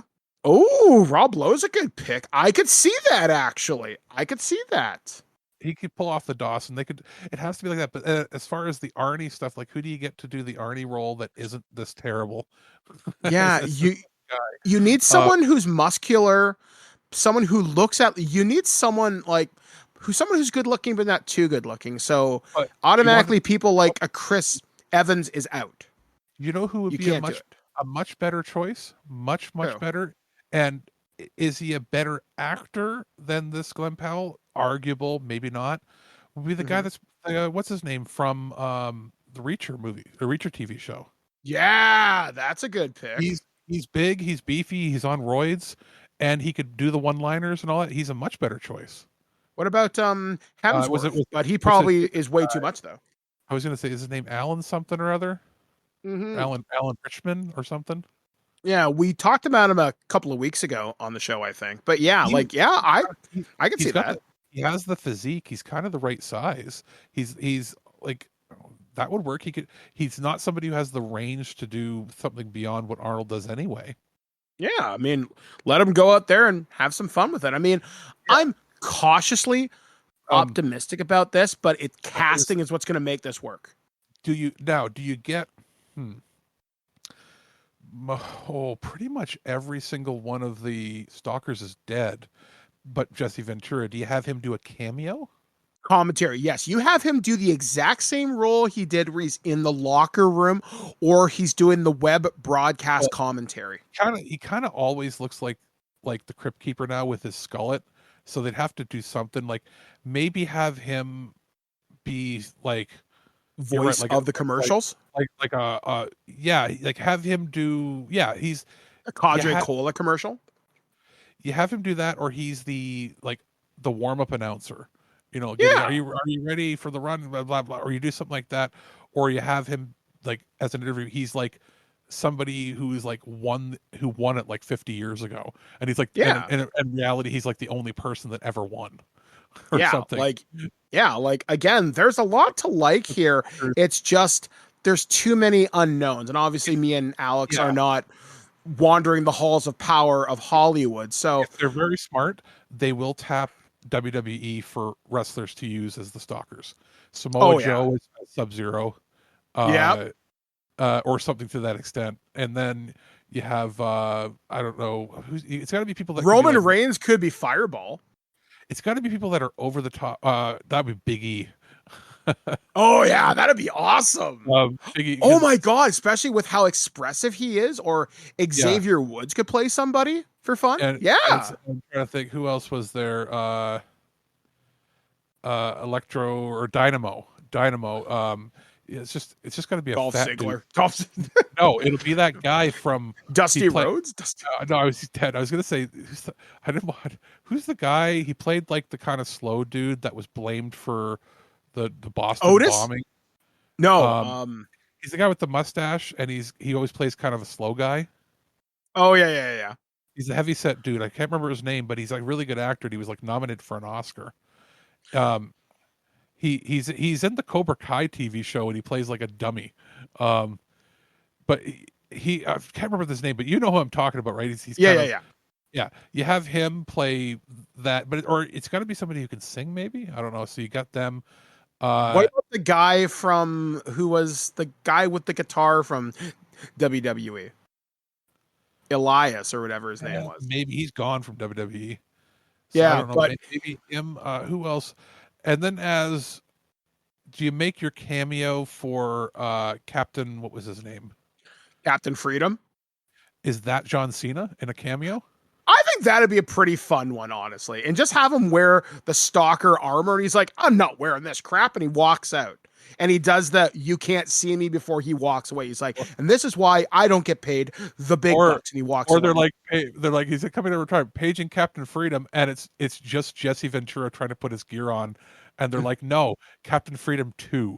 And it's and then it's Cena. That could work. Yeah. Again, there's so much in this idea that's possible. Because I think sadly every single one of the other stalkers is dead in real life. Yeah, I think so. So it's just based like out of the cast on that, like literally out of the cast in that movie, Arnie's still alive, Captain Freedom is still alive, Maria Conchita Alonso, I think she's still alive.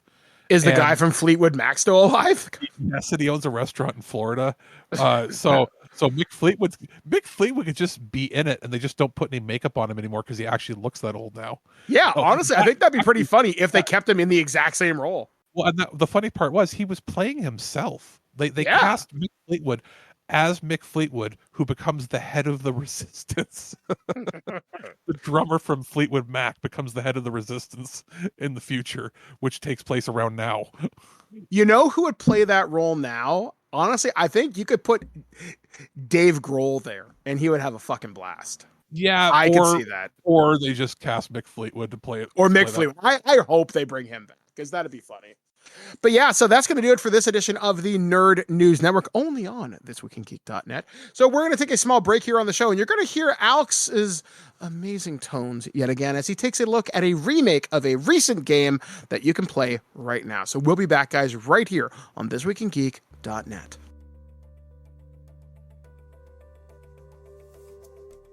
505 Games have sent us a review code for Brothers: A Tale of Two Sons.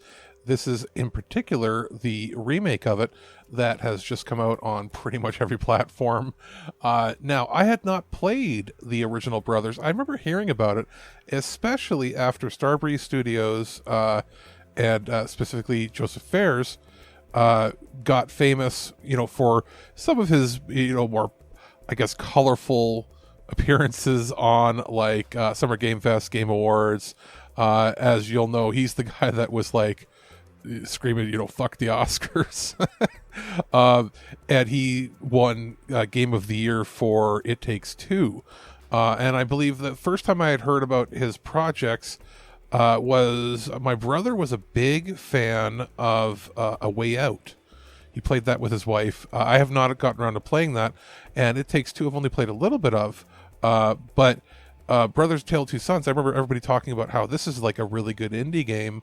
And it was previously released like on the PlayStation 3 and 360 in 2013. Well, now, just a little over, we're almost approaching I guess it was 10 and a half years ago, nearly 11 years ago that it came out. We now have a brand new version. And the original was done in Unreal 3, and this is using Unreal 5. So there's some pretty substantial upgrades. You can sort of see some videos on YouTube that are doing side by side. But it's not just visually a new engine. It's completely new shots and angles and just the overall feel for it. Way more emotive characters. It still has the same story. It's just told in a much more immersive way. Now, another difference between the original and this is there's the ability to do two-player. So I had my brother come over and we did some two-player gameplay, which turned out to be way harder than we expected. Because this is a game where the left analog stick and left trigger buttons control the elder brother, and the right analog stick and right trigger buttons control the younger brother. And you're supposed to control them sort of at the same time to solve puzzles and move things around. And when you play it as co-op mode, which was newly added, you can have left, the first player controller uses the left analog stick to control, and the second controller uses the right analog stick and controller, but you have to sort of coordinate with each other. So we were laughing, having fun. This is a fun game if you wanted to imbibe and have a couple of drinks or smoke a joint. If you're within a country like Canada where you're allowed to do that, you could have some fun just trying to maneuver with your partner, trying to figure out what to do and how to move it the right way. But it is still very fun. It gives you a warning when you enable co-op mode. It says, hey, by the way, this game was still initially intended for single player, so just know that the controls might be a little wonky. At least it gives you that. The characters all speak a sort of gibberish, almost like sim language that they have, where it's just like, but you get to know what they're saying from how they act it out. It is visually very good. It's one of the few Unreal 5 games we've even played on this generation so far, and for an indie title, it's quite well put together. They did a pretty good job with 505 Games publishing this and getting it up and running. I know it was sort of a surprise when it was announced. Was it one of the presentation shows earlier this year? It was sort of shadow drops saying, hey, by the way, this is coming out. It was either right then or very soon, and now I've had a little bit of time to go and play it. It is a good story. It can be heart-wrenching. It's very well told. This studio and this team that produced this are pretty much masters of the art style of interesting co-op or even just interesting gameplay. I'm always interested to see what Joseph Fares comes out with next. If you haven't played the original version of Brothers, this is a treat. And if you have, this is a little more like probably how you envision the game playing in your head now. If you were to go back and play the original, you're like, oh, it doesn't look as good as I remember. Well, it was a little over 10 years ago. Now you can go and play it with a modern engine on a modern console. There's a little more gravitas to it. It's well put together. Play it single player, or for a little bit more of a challenge, have a second player co-op with you, sit down and have some fun just trying to get through all of the interactive puzzles and movements that you have to coordinate together. Fuck the Oscars, Fuck the Oscars! Fuck you! I'll tell you! Oh, crazy? Don't mind if I do. Human sacrifice, dogs and cats living together, mass hysteria. Hey guys, welcome back to ThisWeekInGeek.net. I'm still Mike the Birdman, somehow. He's still Alex the producer, pod person. But we are here, back on the show, and we're going to take a look at the weird, the strange, the unusual things that happened during the solar eclipse this week. We're actually going to start with a solar eclipse story that comes courtesy of TMZ.com. Solar eclipse ballsy broadcast. Mexican station airs testicles on live TV. Sources with direct knowledge tell TMZ these balls do not belong to Tommy Lee. We're told that Tommy Lee had in fact posted this video on his socials, but only after it was sent to him, at which point he posted it, but deleted a short time later. In other words, these testicles are not Tommy's, despite the rumors that are going around. Well, that's one that's ruled out. Anyway, the story, as it is originally was posted, says that's not the moon blocking the light. One Mexican TV station solar eclipse coverage Monday was totally nuts as a pair of testicles that somehow ended up on the screen, and they might be famous. So news anchors for Mexico's RCCG media are commentating just as the eclipse is entering totality, but things got interesting when they cut to a different angle of a bright light, presumably the sun. Seconds later, the testes dipped into frame, blocking light and giving audiences a brief but very up close of someone's family jewels. You could see the visible shock on the faces of the two anchors on set. Though RCG Media is likely not laughing over the on-air hiccup, the internet has gotten a kick out of the now viral mooning, joking the flashing did more damage to their eyesight than the eclipse. As for how the testicles ended up on the broadcast, RCG Media reportedly asked viewers to send in personal eclipse footage, which in hindsight was probably a very risky idea. There's even a theory floating around that the balls in question were attached to Tommy Lee, and as I just said in the update to the story, they are not. That's pretty funny, honestly. Actually, Alex, how was your eclipse experience? I looked out my window, it got gray outside, and then it wasn't gray. With me, I was outside with Blair and Liam was very awesome. Liam is the guy I used to hear on our Stargate show we did a couple of years ago, and they were very awesome of us. They went down to the local library and got us a few pairs of the eclipse glasses, and we were able to see pretty much almost totality here in Guelph. Not quite, but pretty close. And then I had the brilliant idea to use the extra pair of glasses to put that over my iPhone 15 Pro Max's camera so I could take a few pictures of the eclipse while it was happening. And I got some pretty nice shots. You can go on my social media and check out those shots. It was kind of cool because, like you said, it got gray out. It's like someone put a Photoshop filter over everything, because the last time I saw a solar eclipse was in the 90s. Liam was in grade 5. I was in grade 4. And the real answer is we didn't, because there hasn't been a total solar eclipse in Ontario since 1979. Yeah, the one we had was like a partial one. Yeah, exactly. Yeah, and it was I was kind of cool. I think I was in kindergarten when it happened. Yeah, it was kind of neat. The one obviously in 1978, I wasn't born yet because I'm a 1981 baby. But the conversation on Reddit locally was very interesting. I actually posted a meme in the local subreddit, and it was total solar eclipse, and it was a picture of clouds like Southern Ontario, Aurora Borealis, clouds, alien invasion, clouds. And a lot of people were saying, haha, funny. But it was really interesting because I was on the bus coming home around 2:45, and it was cloudy as anything, Alex. It looked like it was going to rain. And then around 3 o'clock, I got off the bus about a block away from my house. And literally, it's like someone had taken the clouds and just had pushed them all aside. And it turned out into a really, really nice sunny day for the rest of the day after that. I'm actually very, very pleasantly surprised that happens. And I think the next time this is going to happen is like 2090 or something. So yeah, you and I will definitely be long dead. It's almost 100 years or something from now. They said something like that. Yeah, so it was cool. I'm glad people got a chance to experience. I understand Niagara Falls, because I have some friends who work in the hotel industry, were telling me some of those hotel rooms were booked up 2 years ago. They wanted a regular night was, depending on off season, $150, $200. $1,200 to come out to sleep overnight so you can watch 2 minutes of an eclipse. Yeah, I mean, it was cool, but I wouldn't have driven more than an hour, because where me and Alex are in relation to the solar path, we're maybe about an hour and a half away from the totality path, but you'd spend more of that time in traffic. So it just wasn't worth it. You're a little easterly of me, so you were a little closer to the path. That's why we didn't really get a complete blackout. You guys kind of did.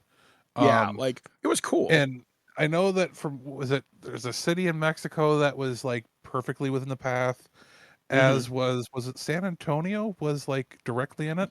Yeah, there were some parts of Dallas that got a really nice I think kind San of view of Antonio it. was directly in it, and then there was some place in Ohio. And outside of that, Niagara Falls was the closest. And then beyond that, it was nowhere else. That's why there was like 1 million people that showed up to Niagara Falls. Yeah, I mean, it's cool. I'm glad we all got a chance to experience it, but I'm not going to lie, I'm kind of glad to not hear about a solar eclipse again for the next 100 years. I didn't feel the need to go out and watch it because I was more interested in seeing over the next few months all of the like really extremely high quality like NASA photography and stuff that comes out from it. There was a really nice NASA photo that I think I posted in our private Facebook chat between you, me, and Aaron. There were people that were doing it from like airplanes. So, I mean, folks, if you're interested, go on social media and look up some of the real photos. I accidentally posted a photo that was AI generated of the eclipse doing a behind the CN tower thing. And it looks awesome, but it's fake. And I didn't know that. So that's on me. But again, kind of cool. Glad we got a chance to see it. And it's nice to talk about a weird story on this show that's actually fascinating. And beyond that, it's like, haha, funny nuts. I mean, yeah, whatever. I mean, yeah, it's funny. The fact that someone got that on TV, that's pretty amusing. However, keeping with the bizarrely, oddly sexual theme, so courtesy of Gizmodo, AMC exec, we wouldn't have made the Dune popcorn bucket if we knew you'd be sickos about it. Dune Part 2 has been a huge hit. Perhaps the only thing that could eclipse it is infamy. The viral AMC sandworm popcorn bucket that had everybody talking and doing other things. Looking back, it appears the theater chain increasing novelty popcorn bucket popcorn holder vendor might have done things very differently if it knew it was going to become a moment. Quote, we continue to learn and evolve. We never would have imagined the Dune thing. We never would have created it knowing that it would be celebrated or mocked. AMC Chief Content Officer Elizabeth Frank told Variety about the overwhelming response to the sandworm popcorn bucket, which even got cast and crew talking for some wormy tendrils and driving people to go crazy with demand with the shy Haluhasi-shaped vessel. The Dune bucket even got its own SNL skit, although Frank doesn't think its success either means there's a demand for the theater chain to go even more deranged for future buckets, or the ever-increasing trend of wildly shaped popcorn holders is suddenly a vital part of the company's plan. Quote, some fans are collectors. There's another group of fans who, for very specific films, are buying 3 different Ghostbusters product. I'm raising my hand. It's been a mix. Frank continued, it's a material part of our food and beverage business. It's not the majority of it. It also makes the movies more fun. I thought the Dune popcorn bucket was actually kind of weird looking, but it doesn't look very comfortable to put stuff into, shall we say. Dude, there's a lot of sex toys that don't look comfortable.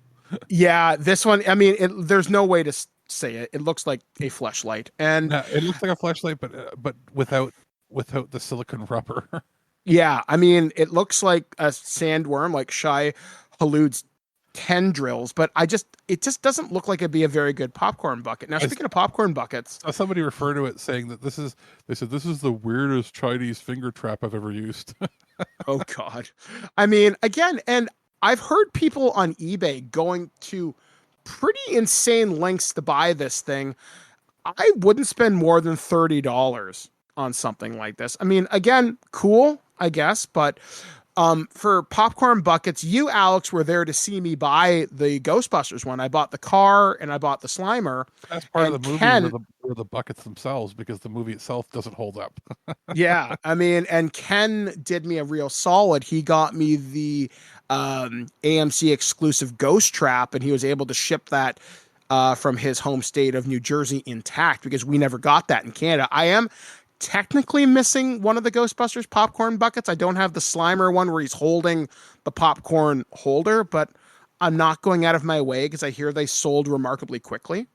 The only other popcorn bucket, because I like to buy them because they're fun and I do use them for popcorn sometimes. The one that's been revealed for Transformers 1 that was spotted at CinemaCon looks kind of stupid, whereas the Rise of the Beasts one was actually Optimus Prime, and you could drink out of his cab. You could use the trailer for actual popcorn. It actually serves a functional purpose, whereas the Dune one doesn't.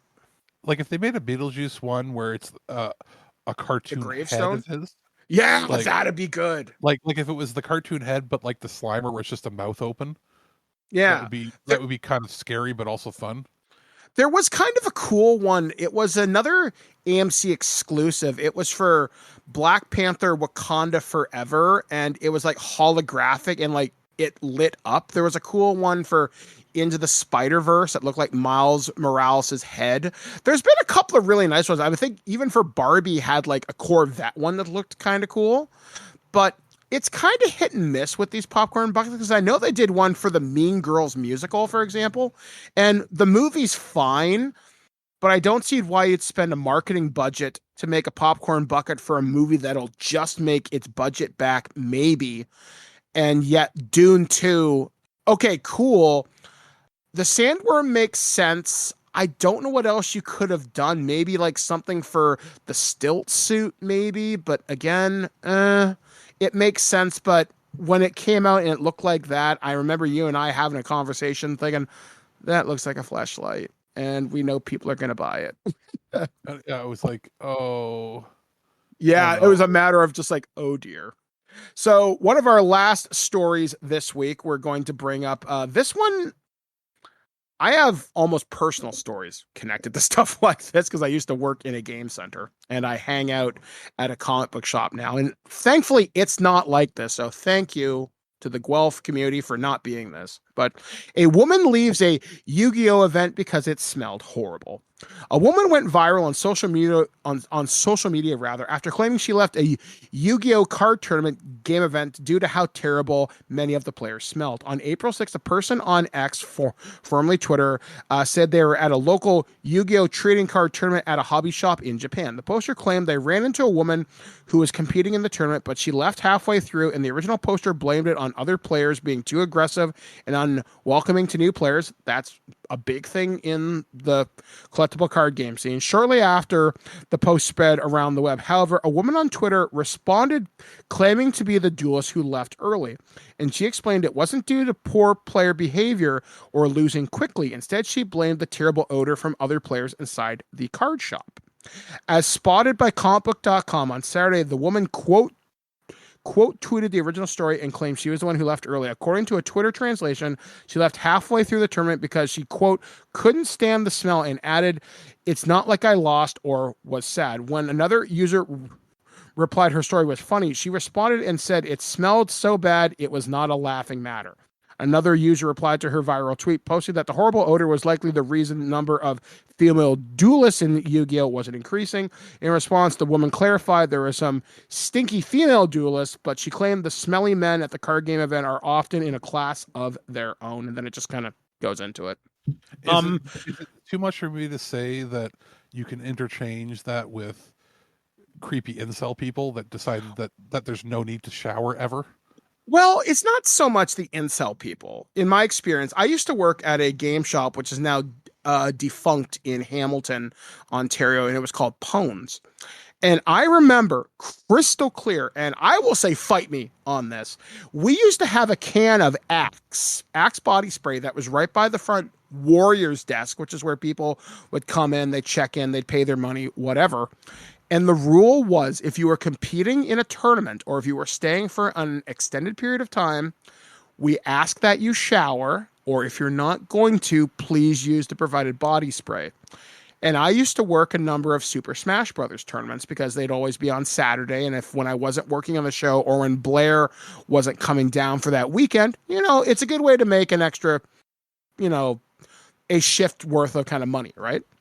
And I remember it was such an unpleasant smell. It was a mix of BO, cat piss, and some undescribable funk, which I'm going to call sadness.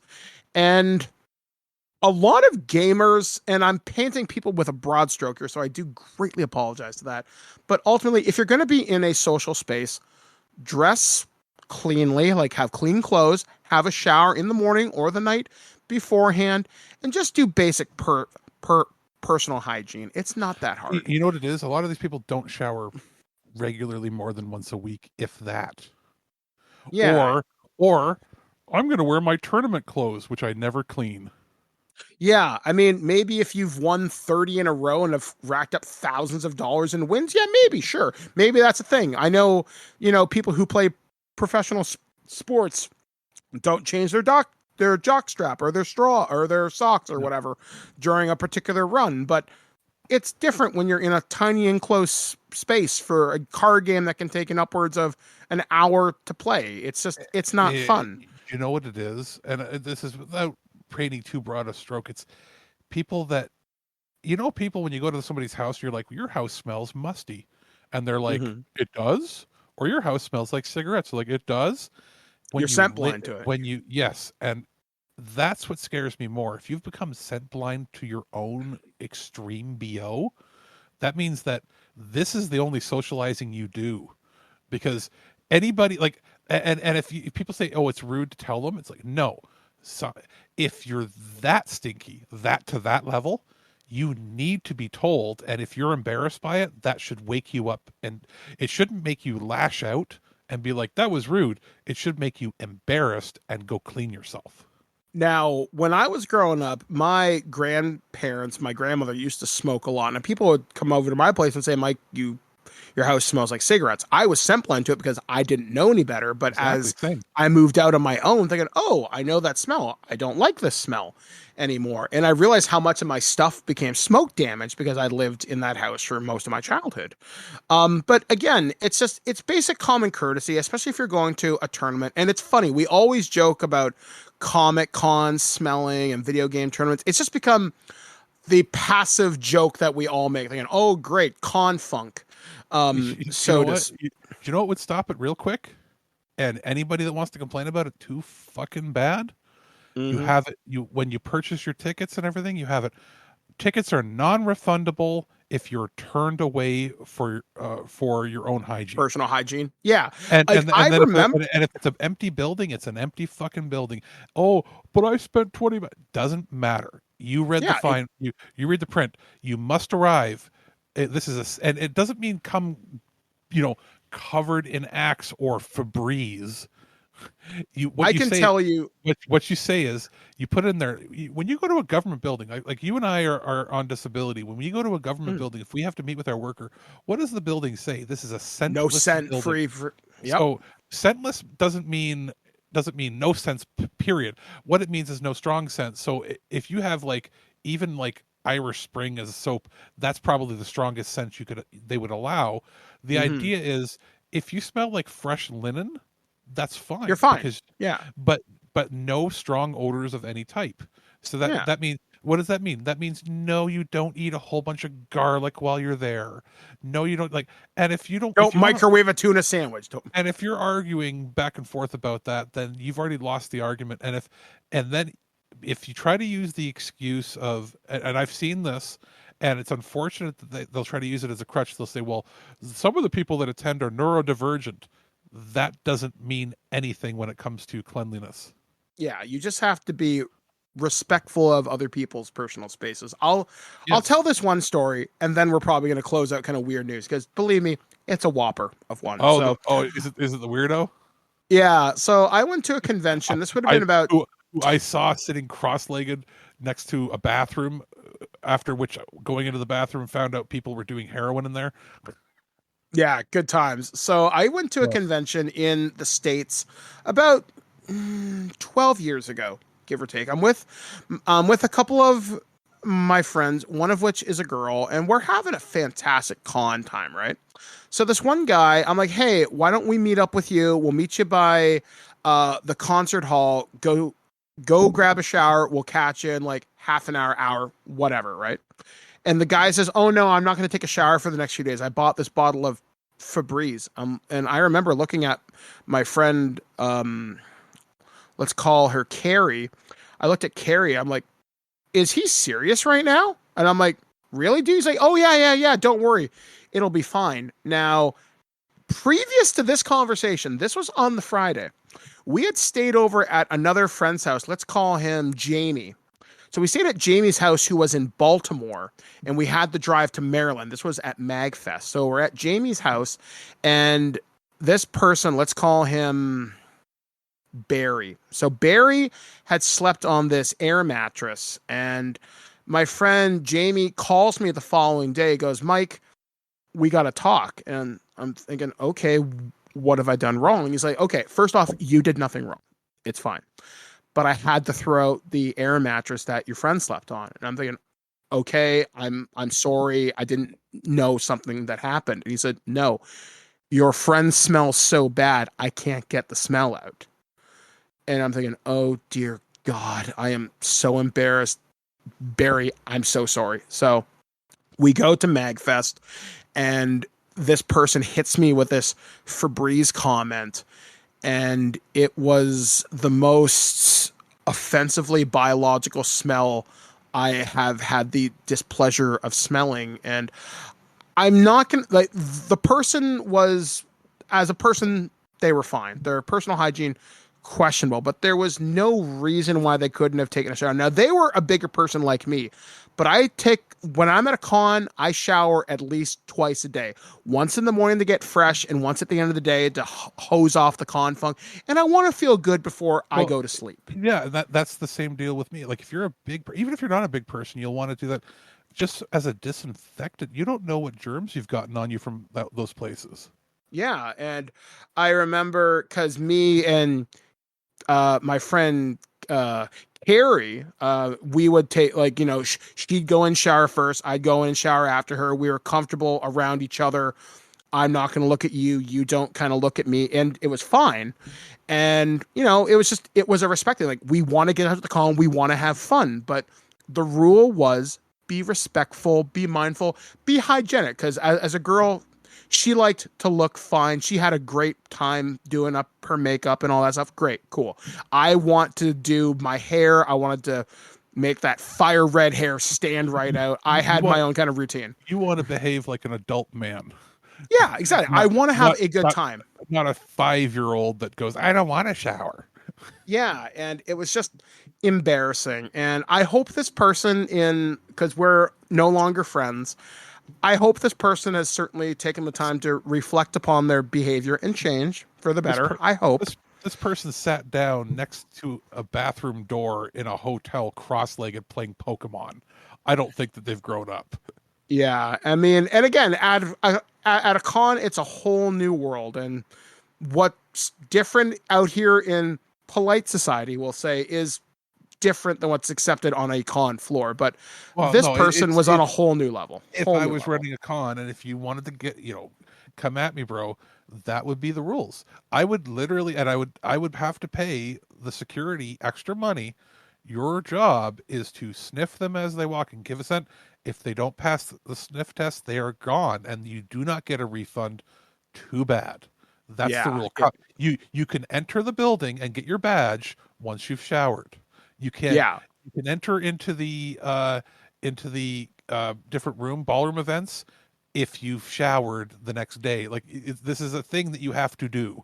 I mean, like, it's a little bit different if you're walking around in like a 20-foot costume and you sweat a lot. I get that. Yeah. I do. But you can always go back and change. Arriving each day, that should be a requirement. Whatever happens during the day, you can't help.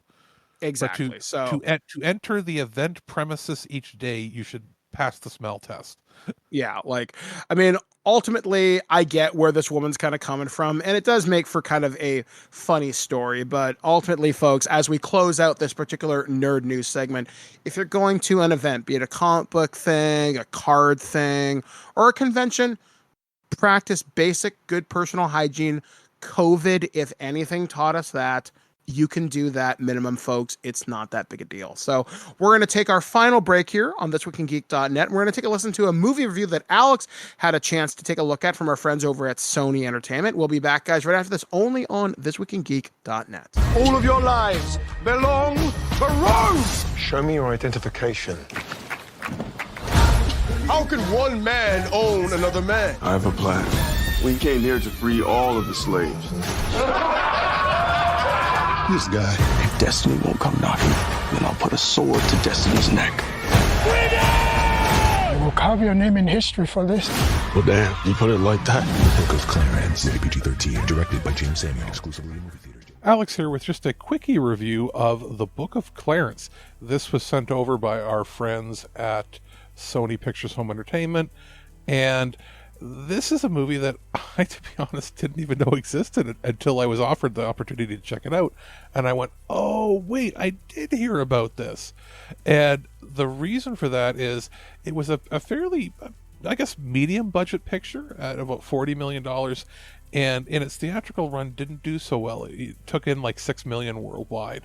And the reasoning for that is a little suspect to me. I'm like trying to figure out why it didn't do that well, because overall it's a pretty good movie. If you end up, like me, trying to figure out what was going on with it and look it up on like Rotten Tomatoes, it's got a solid like 68 or 70% fresh reviews. And I went, okay, that's all I needed to see. I didn't read the consensus. I just saw the number and I was like, okay, so what's going on? Well, I watched it, and it is a movie. It's a comedy set in, I think it was 33 AD. And it is, biblical or biblical comedy about a character that is trying to claim that he's the Messiah or a new Messiah sent by God, basically trying to free himself out of debt that he's incurred, and trying to start a life where he can claim glory and be praised and be good. And without going too far into it, it's actually a pretty enjoyable movie. I think it didn't do well initially, and maybe received the ire of some people because of its religious background. Yes, there's religion to it, but also the fact that religious satires are hit or miss with audiences, especially in the States, where you get entire groups of people that don't want to see it because they think it's sacrilegious or that they have issues with it. I actually think it's one of the better ones of these that I've seen. Is it at like Monty Python Life of Brian level? No, but not a lot of movies are. This overall is an enjoyable movie. It's well acted. You've got a pretty star-studded cast of people in it that do a serviceable job. The audio is well mixed. It has a good visual style. There are some, stickers and laughs here. It's well put together. I think it should have done better than it did. It's available now, on home video. It's definitely worth checking out. If you're on the fence, maybe go on to your favorite digital service and consider a rental of it. If not, if you're somebody who is, collecting these kind of movies itself, pick it up. I don't think it's going to be a big sell to people. If you're hearing all this and you're like, I don't know, maybe give it a rental, give it a watch that way, or wait till you see it on some sort of streaming service.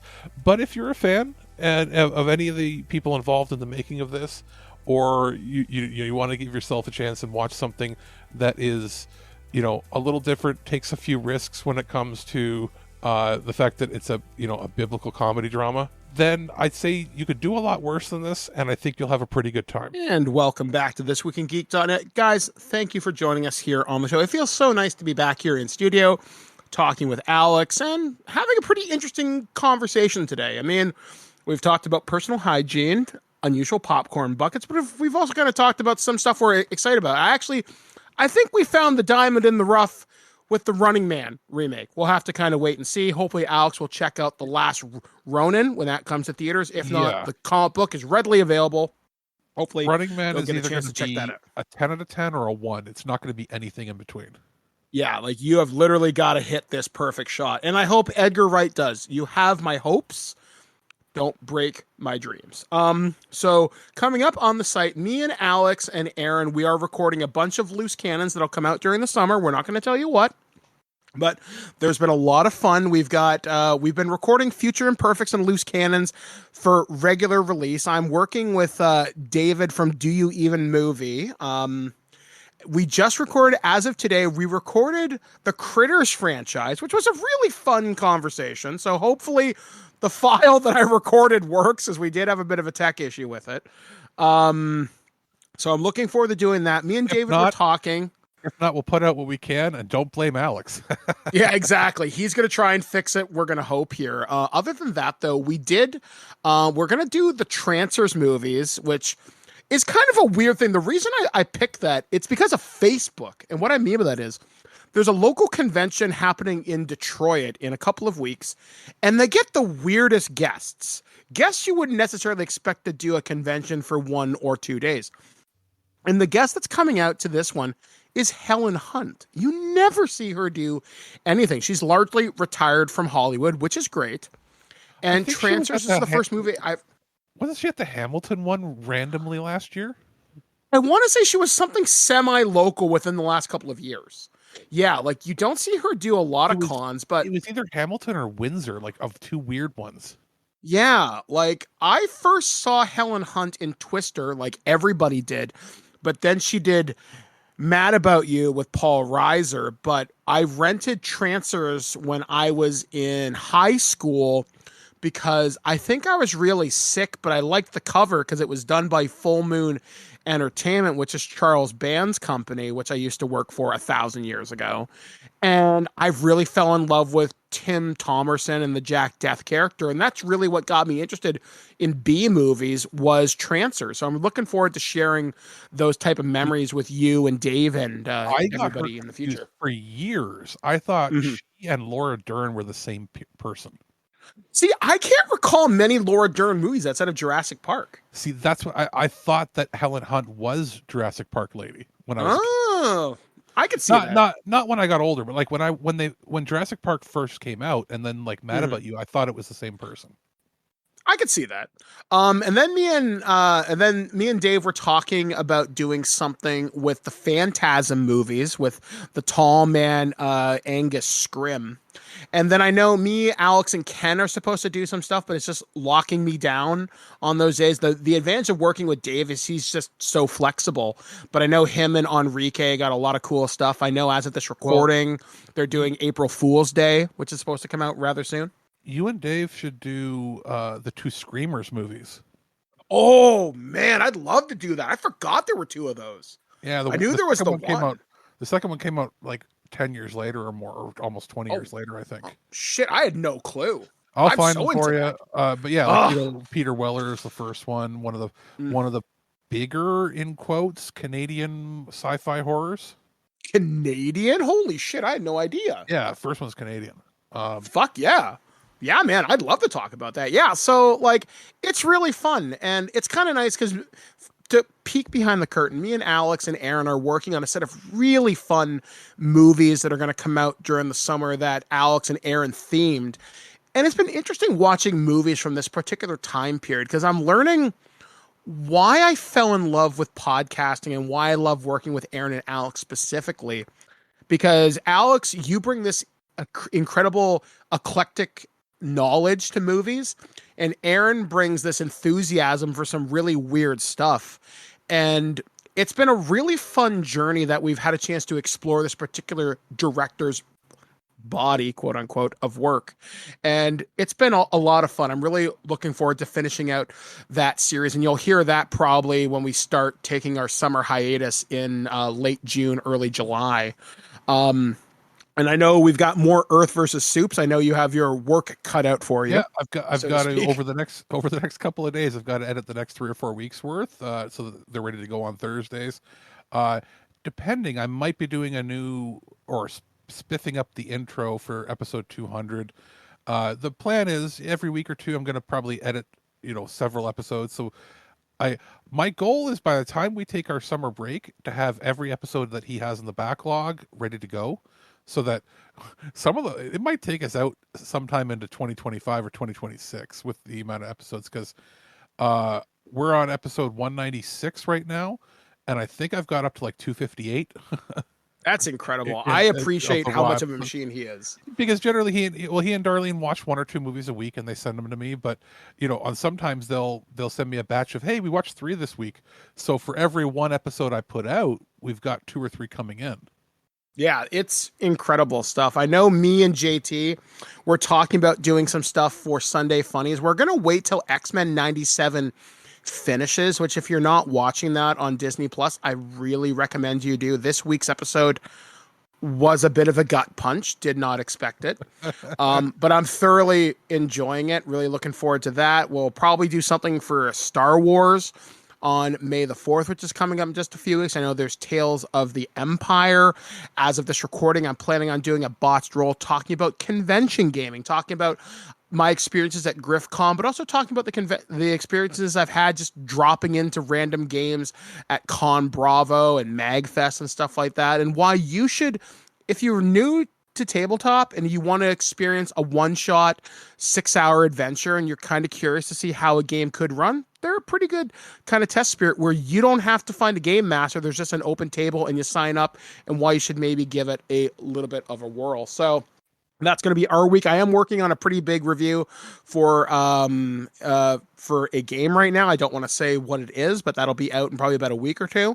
I've got a bunch of movies, RPG books coming out the butt as always, and I'm hopefully going to be finishing my Star Trek project for Modiphius before the end of the month, and that hopefully will be published sometime in the next whenever the line editor gets to it, so to speak. So it's going to be a good time. So looking forward to, as always, working with us here at Twig. We got Ken, we got Alex, we got JT when we get him back on mic, and Aaron and David Louis Denoyer, having him back in the show. Always a fantastic time. So for This Week in Geek, we have been Alex, the producer. I've been Mike the Birdman, saying be excellent to each other. Get out there, enjoy the sunshine this week if you are able. I promise you it'll be worth it. So we'll catch you guys again next week, right here on ThisWeekInGeek.net. At no point in your rambling, incoherent response were you even close to anything that could be considered a rational thought. Thanks for listening to this episode of This Week in Geek. Hungry for more? Check out our website at ThisWeekInGeek.net. You can subscribe to the podcast, browse our Twitter and Instagram, and leave your thoughts on today's topics. If you'd like to give us some feedback, send us an email at feedback@thisweekingeek.net. Tune in next time, and remember, Lower your shields and surrender your listenership. We would be honored if you would join us. Thank you for your cooperation. Good night.